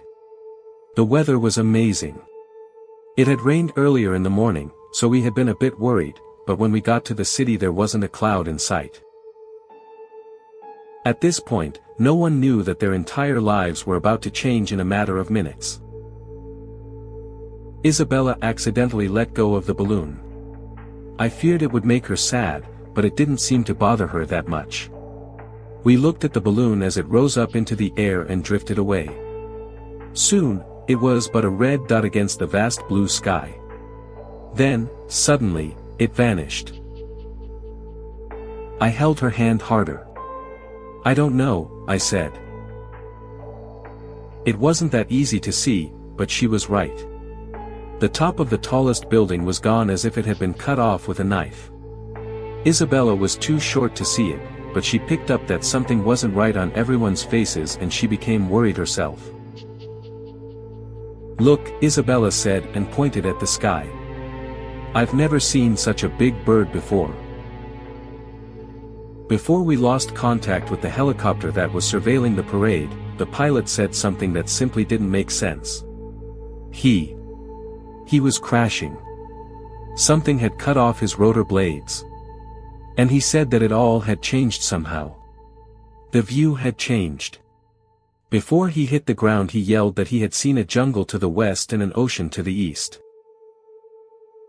More and more reports came in, and even though it was impossible to tell rumors from facts, they were all telling the same story. The entire world around the city had been replaced in an instant. The city was the same, but the sky above it wasn't. Eventually, the screaming sirens went silent, the cars stopped beeping their horns, and the cacophony of voices died out. An uncanny silence fell over the city. The feeling was beyond unreal. The next night was calmer, probably because no one dared venture outside. During the days, I soon realized, the threat didn't come from the unknown jungle outside of the city but from the people within it. It was impossible to tell how much crimes were committed, but given what I saw with my own eyes, looting, robberies, and even murders, I figured the rate of crime must have gone up by a lot. However, it wasn't total anarchy. The police and the few military units that had been in town for the parade kept some vital order to the community. Since ordinary people didn't have guns, the police and the military wasn't threatened by the average citizen. A leader stepped forward, the man on the motorcycle, and after a few weeks, everyone seemed to cooperate peacefully. The food that was left in the stores were mostly distributed fairly, and everyone that could work seemed to do it without hesitation, even I. The first one was the food and water situation. Some people had managed to grow wheat and potatoes in parks and on soccer fields, but it wasn't enough. We were running out of food and water. It did rain from time to time, but very few people felt safe drinking the rainwater. To battle this problem, and to find solutions to some other problems as well, expeditions were sent out to explore the jungle. These typically ended the same way, that is, with no one coming back. Only once or twice did someone manage to return to the city, but they weren't themselves anymore. It was as if something in the jungle had captured their souls and let their bodies walk back unscratched. The second problem was nature. It seemed to have spared us the first couple of months, but soon after we got the electricity back it turned on us. It took a while before I saw it with my own eyes, but, seemingly at random, mysterious creatures entered the city. Sometimes they just walked right through it, never to return again. A policewoman, one of the new recruits, told me that she had followed a naked blue child as it solemnly walked into the city and then back out of it again. At one point, and this I actually saw for myself, an enormous centipede, pure white with hundreds of red eyes, suddenly appeared from a manhole. It quickly climbed up against a building, as if it knew exactly what it was doing, and entered one of the windows on the top floor. Next came the screams from the people inside the building. A few escaped, but everyone else inside were ripped to shreds. Only after about 5 minutes did the centipede exit the building from the entrance, its white segmented body stained with blood, and return down the manhole. The third problem also didn't become noticeable until later. It was a problem of health. There was no pattern to who was affected or not, but some people, probably no more than 1%, got sick. It started out like a fever and slowly progressed with nightmarish mutations randomly hitting the body. Most of these mutations made the victims handicapped and disfigured, but sometimes, very rarely, the victims developed properties that were seemingly beneficial to them. The most extreme case of this that I saw was a young girl who grew a third eye in the middle of her forehead. The iris of the new eye glittered with amazing colors, and the girl claimed that she could use the eye to see other people's emotions. At the beginning of the health crisis, the sick people were treated badly, just as if they had been monsters from the jungle. This treatment only got worse when it was revealed that the creatures from outside never attacked the sick. At one point, a mob gathered at Freya Square, set on chasing the sick people out of the city. Luckily, this was stopped by the military. During the 5 years that followed, there weren't that many catastrophes, and our focus on survival kept most of our thoughts of home away. Even Isabella thought less and less of her parents as she grew older. Over time, most people got used to the bizarre situation they had found themselves in back in July 2013. Many people did commit suicide, yes, but most people choose to live on in this unknown land. 2 events, however, changed things.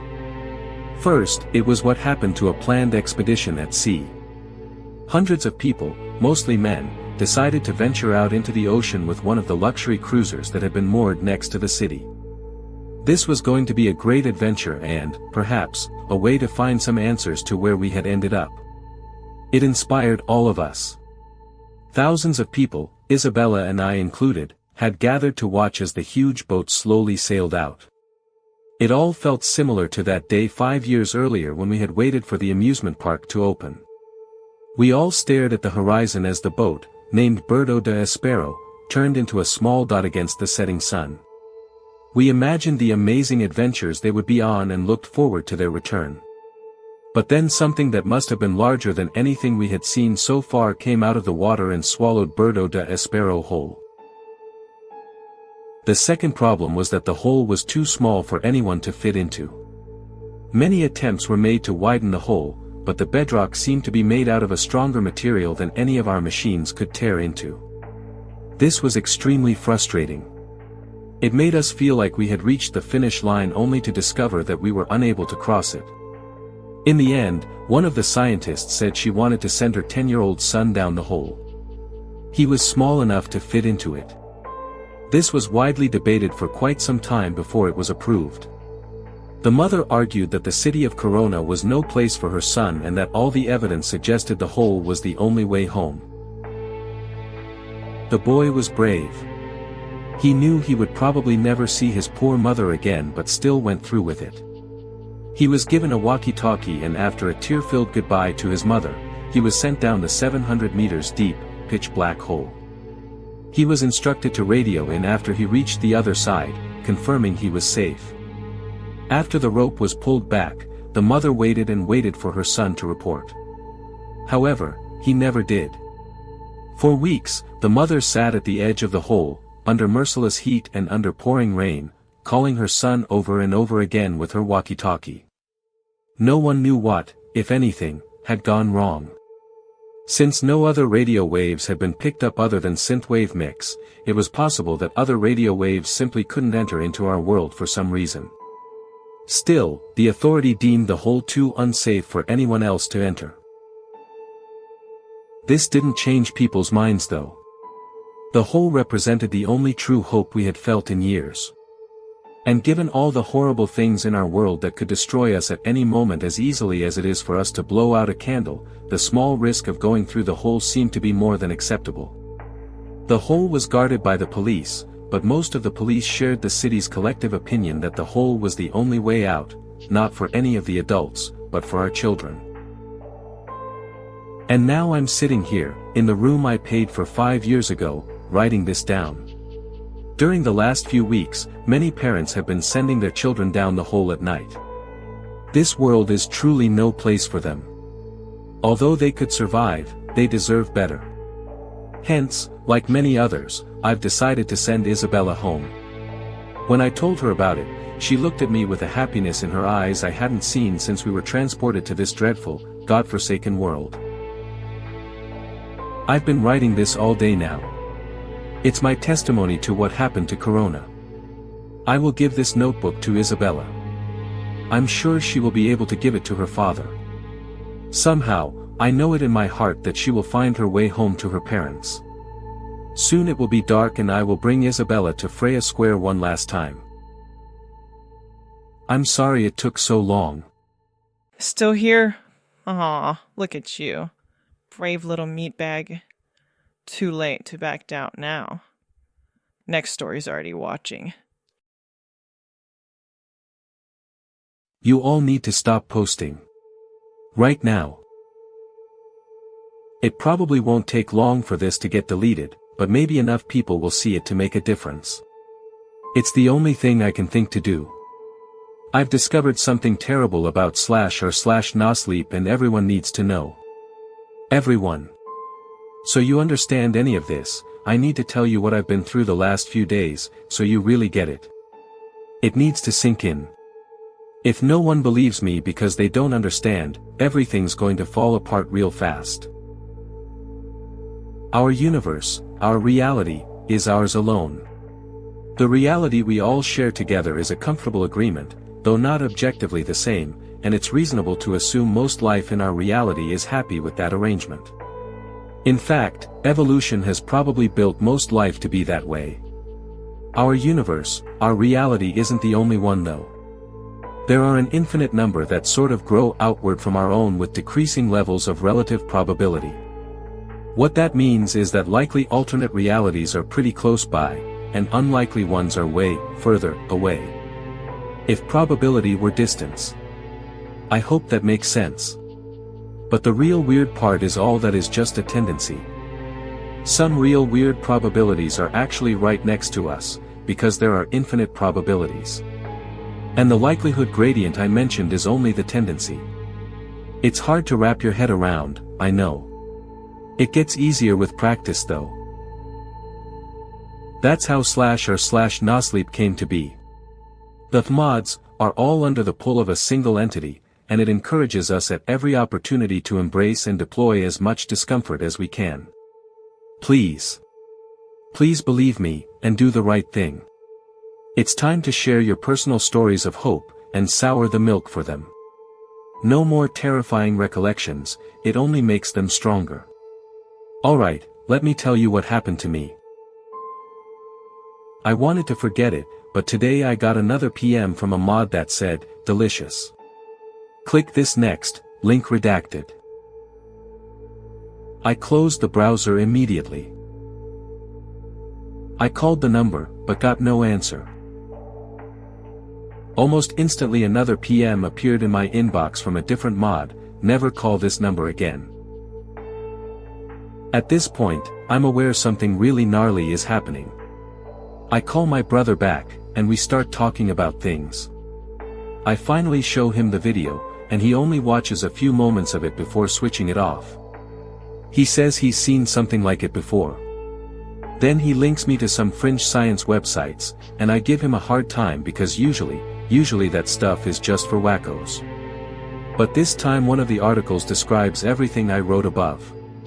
There's a link to a video the author generated using some kind of algorithm or something. Some math equation for complete inversion. He took a video of a treasured family vacation, and ran it through the filter. Apparently the output was so unsettling, it ruined his life. He couldn't be with his family anymore, or do his work, or focus on anything but memories of the filtered video. A few years later, the poor guy apparently killed himself because he couldn't deal with what he saw, which makes me real nervous when my brother tells me. Then the whole science blog site goes down, and another PM appears in my inbox. This time from a different mod. What did we tell you? Ever since then, my phone has been getting texts non-stop with video links, my email is blowing up, and I can't even glance at my inbox anymore. I feel like it's only a matter of time until I accidentally see one of these videos again, and it sends me over the edge. Before that happens, I wanted to let you all know about this threat. That it's here, it's real, and it could be in your inbox right now. Sorry for any typos, I'm in a hurry. I'm headed out to a family cabin to try and isolate myself until this blows over. Be careful, and if you do decide to post, write about joy and happiness instead. Give them something to cry about. Good luck, stay safe. Edit, hey everyone. Sorry. I just wanted to apologize for this post. I'll leave it up as a reminder to us all not to let anxiety rule our lives and dictate our actions. I was totally off my shit. Sorry about that. I finally got tired of my phone ringing, so I dried it off and answered it. Boy, am I glad I did. I've been happily chatting with the kind and empathetic mods over at No Sleep for the last 20 minutes. They sent me a PM and invited me to their Discord channel, and it's been a real blast. We've been sharing funny links, keeping it light, and they've showed me some things. I'm not going to share it all here. I'll wait a few days and talk about it all in a new post. The mods have really helped change my perspective on a bunch of things, and I feel refreshed and energized in a way I've never felt before. The fear that used to rule me almost feels like a secret superpower now. It's so exciting. I can't wait to show you. I had more to say. And now, as the hour gets cold, and the shadows stretch long into the corners of your room, it's time. Yeah. Chew the spooky violin. But seriously, this next one? Even I didn't sleep after hearing it. I've claimed something coming from you. What? Just because I sleep in a coffin and collect cursed dolls? Among other things. This is the final descent for the night. One last story, dragged up from the depths of the disturbed and deranged. Go ahead. Turn off the lights.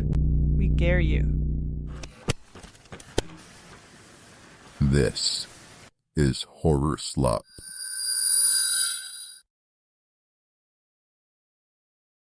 This is not my story, it is my daughter's. Her name was Teresa. She died 2 weeks ago, a suicide by overdose. She called me just prior to the act, informing me of her intentions and the reasons behind them. I of course pled with her, begging her through tears not to go through with what she had planned. But she was resolute in her decision, and with growing horror I realized that this was no bluff, no desperate cry for attention or reassurance. As she hung up the phone, I knew with certainty she was already as good as dead. I knew it from the moment she had said, "Daddy, Ray is here."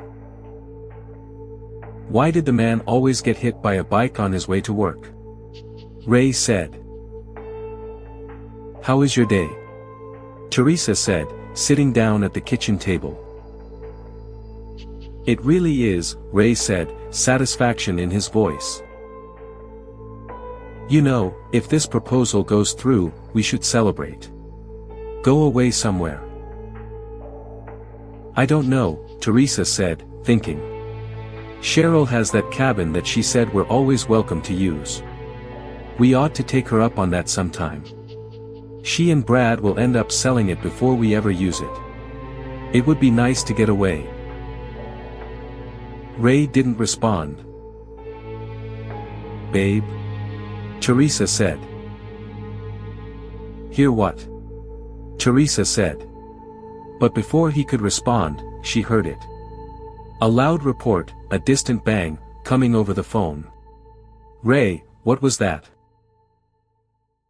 I don't know, he said, and from the sound of his voice, he was walking. His voice sounded shaky. There was a second loud report, still distant but closer, and Teresa felt her hands go cold when she thought she heard a woman scream. Ray, Teresa said, but he was gone. She set the cell phone down on the table and stared at its black screen. She got up suddenly from the kitchen table, walked to the sink, and filled a glass with water, which she downed. Staring over at the phone, she willed it to ring again, to show Ray's name. It did not. Teresa rushed over and picked it up. She called Ray's cell phone.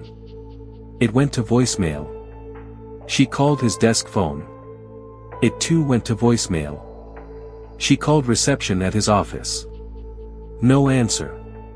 She slammed the phone back down on the table, hands trembling. She found it hard to catch her breath, to not imagine the worst, to convince herself that what she had heard did not mean what she thought it meant. Teresa sank into the chair. "Where are you?" she asked, whispering too without realizing she was. "I did," he insisted. "They're on their way." "Okay," she said. "Just be calm." She said this as much to herself as she said it to Ray. "Where is he?" she asked. "Who is he?" she asked. Ray stopped talking suddenly at the sound of a loud bang, disturbingly close. Ray hesitated and took a long, shaking breath. There was another banging sound, but this time it wasn't the report from a gun. It was the sound of a door being kicked open and hitting a wall. Ray took a sudden, gasping breath. Bang! The sound of the door of a bathroom stall being kicked. "Ray!" Teresa said, louder. Bang! The sound of the stall door crashing open. "No!" Ray screamed. Bang! The sound of a gun.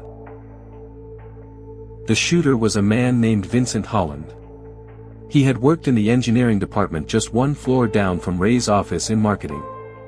A textbook disgruntled employee with manic depressive issues, at least, that was the story that the press was reporting.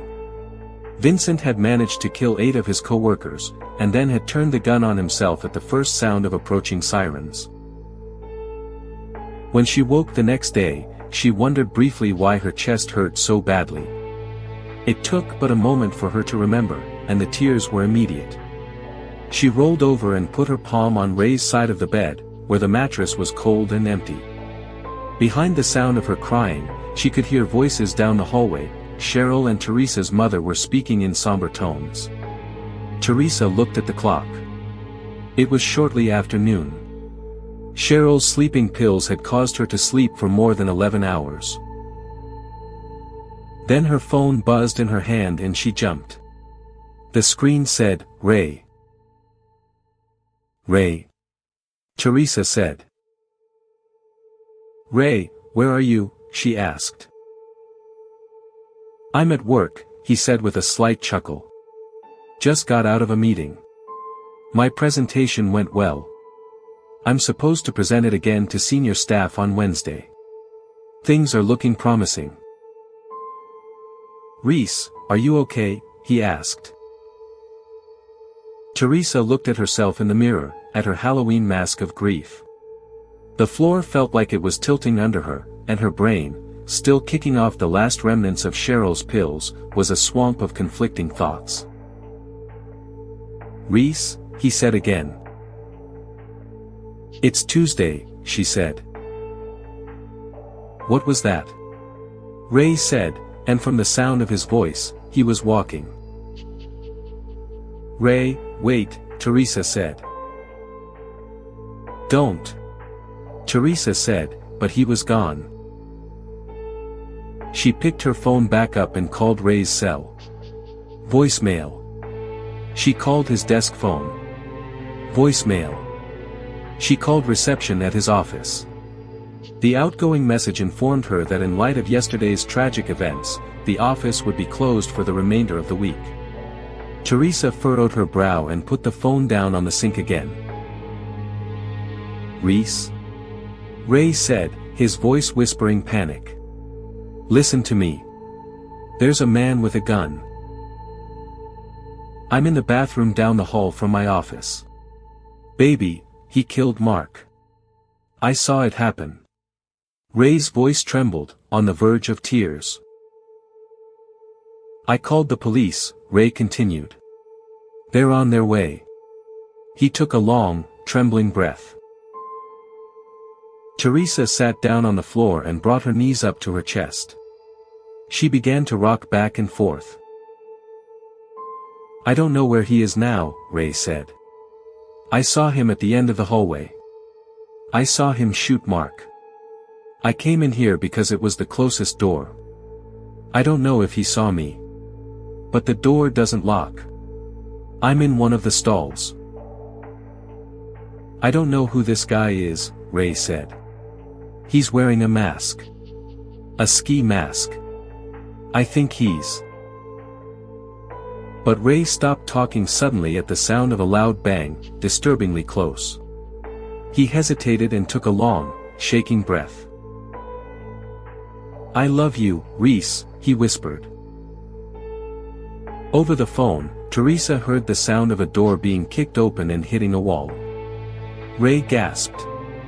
Teresa relived the sound of the bathroom stall door being kicked open, the sound of Ray's desperate objection, and then the final sound of the gun being fired. She had still been in bed at noon on the following day, Wednesday, 2 days after Ray's death, when her cell phone rang. Why did the man always get hit by a bike on his way to work, he said. When her cell phone rang shortly after noon, she was sitting at the kitchen table, the bright sunlight through the windows making her head ache after so much time spent in the darkness of her bedroom. She answered it, her voice weak, because he was stuck in a vicious cycle. Ray, he has a gun, Teresa said. What? How do you know that? Her phone rang again. Ray. She answered. Baby. Teresa ended the call and slammed her phone back down on the table. She put her hands over her eyes and cried. I flew in from across country for Ray's viewing and funeral. Teresa's mother and I were cordial toward each other, but also avoided each other as much as possible for Teresa's sake. I was shocked at how she looked, tired and haggard and grief-stricken, of course, but also troubled in a way that did not look like simple mourning. I held her tightly several times over the course of those 2 days, always at a loss for words, wishing there was anything in the world I could do to remove the weight of sorrow pressing on her shoulders.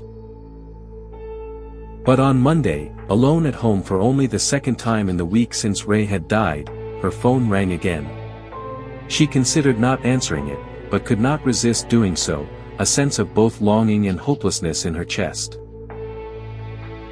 Ray, she said. Why did the man always get hit by a bike on his way to work? Ray said, and Teresa burst into tears.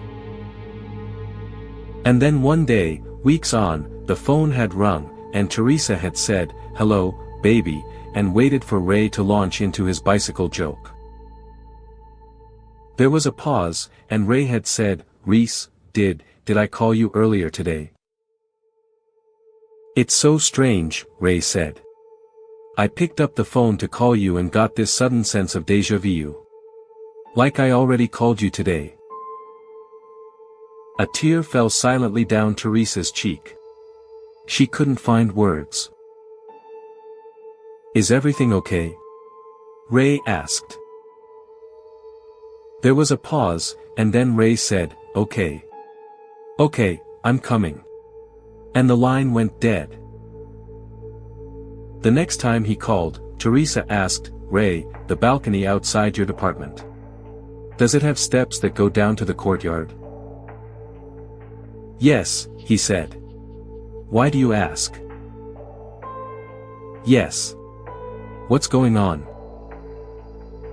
And in return, Ray held her tightly as well, but his hands were like ice on her back, his body stiff against hers, and although her ear was pressed firmly against his chest, she could not feel his heart beating, a fact that she dismissed just as quickly as she realized it. Teresa decided to tell him everything. Sitting at the kitchen table, she held his icy hand in both of hers as she recounted everything from the initial shooting at Ray's office, his death, his funeral, and his daily phone calls. He stared at her blankly, his face registering no alarm, confusion, or even recollection as she spoke. She sat back in her chair and considered him for a moment. Tabula rasa, she thought dully as she looked at him. She slid in beside him and kissed him. His kiss was both familiar and foreign to her. His lips were soft and passive where they had always been firm and insistent before, and there was no warmth there. But the texture and the taste of him was the same, and Teresa nearly wept as they embraced again. They made love, Teresa initiating and leading where Ray had always taken charge before, and while her heart overflowed with the joy of being held by her husband once more, her body shivered at the iciness of his touch. When Teresa awoke the next morning, sunlight touching her eyelids, she reached out without opening her eyes. But her fingers encountered nothing. Ray's side of the bed was empty, the covers pulled up as if he had never been there. She sat up abruptly. "Ray?" she called out. There was no answer. She searched the house, calling out for him several times. But he was gone. And then, shortly after noon, her phone rang. The screen said, "Ray." "Reese," he said, his voice sounding even more raspy and unused than before. "Don't worry. I know there's a shooter. I'm coming home." The line went dead and Teresa set her phone down. Her chest knotted in a cacophony of emotions, sorrow, hope, frustration, and even fear, that she realized she could hardly feel anything anymore. But come home he did. And this became their new pattern, the new vicious cycle they were stuck in. Every day he would come home, every day looking even more pale and feeling even more cold to the touch, his personality receding even further into the empty shell that he was becoming, a vacancy behind the eyes that had once been so passionate and full of life. Teresa had to tell him to sit, to eat, to bathe himself. He was like an elderly man who was losing use of his faculties, and Teresa evolved into his loving but confused and somewhat terrified caretaker. Teresa allowed this cycle to continue for months, her love for her husband locking her in a living hell, but she was rapidly reaching the point of collapse herself, her emotional and mental well-being withering right along with Ray's countenance. "I'm coming home," he had said to her over the phone, his voice like dusty rocks being rubbed together, barely recognizable to her. Teresa had hung up the phone, wept, and waited once more for her husband to return. She wept because her husband was dead. She wept because he was alive and yet dying more every day before her very eyes. She wept because she felt bound to him in whatever repeating loop that his death and their love had created. And she wept because they were together again and yet she felt entirely alone. I didn't answer, but then I heard Teresa say distantly, "It's Dad. Talk to him." "Ray," I said, and I was surprised to find my own voice was trembling. He didn't respond, but I could hear as he attempted to. All I heard was the sound of his laborious breath and the vaguely recognizable tones of his voice as he attempted to speak. But his words were garbled, his voice wasted. Teresa took the phone back. "I have to go now, Daddy." "Baby, don't do this," I said, crying but trying to hold myself together. "I love you. Your mother loves you. Let us help you. There has to be some other way." Teresa began to cry. "There is no other way, Daddy. This is the only way." And there you have it, dear listeners. One final scream, echoing into the void. Yeah. Void screams, eternal darkness, I did it. Can I eat now? We're still on air, Roxy. Oh no, just the spooky FCC is gonna haunt us for breaking the mood. If you enjoyed tonight's descent into depravity, don't forget to like, subscribe, and what does he always say? Stab that bell icon like it's your ex possessed by a demon, and leave a comment telling us what story made you question. I have choices. And if you survive the night, we'll be waiting. Same dat time, same that crypt. You're the reason we have complaints, you know that. You're welcome.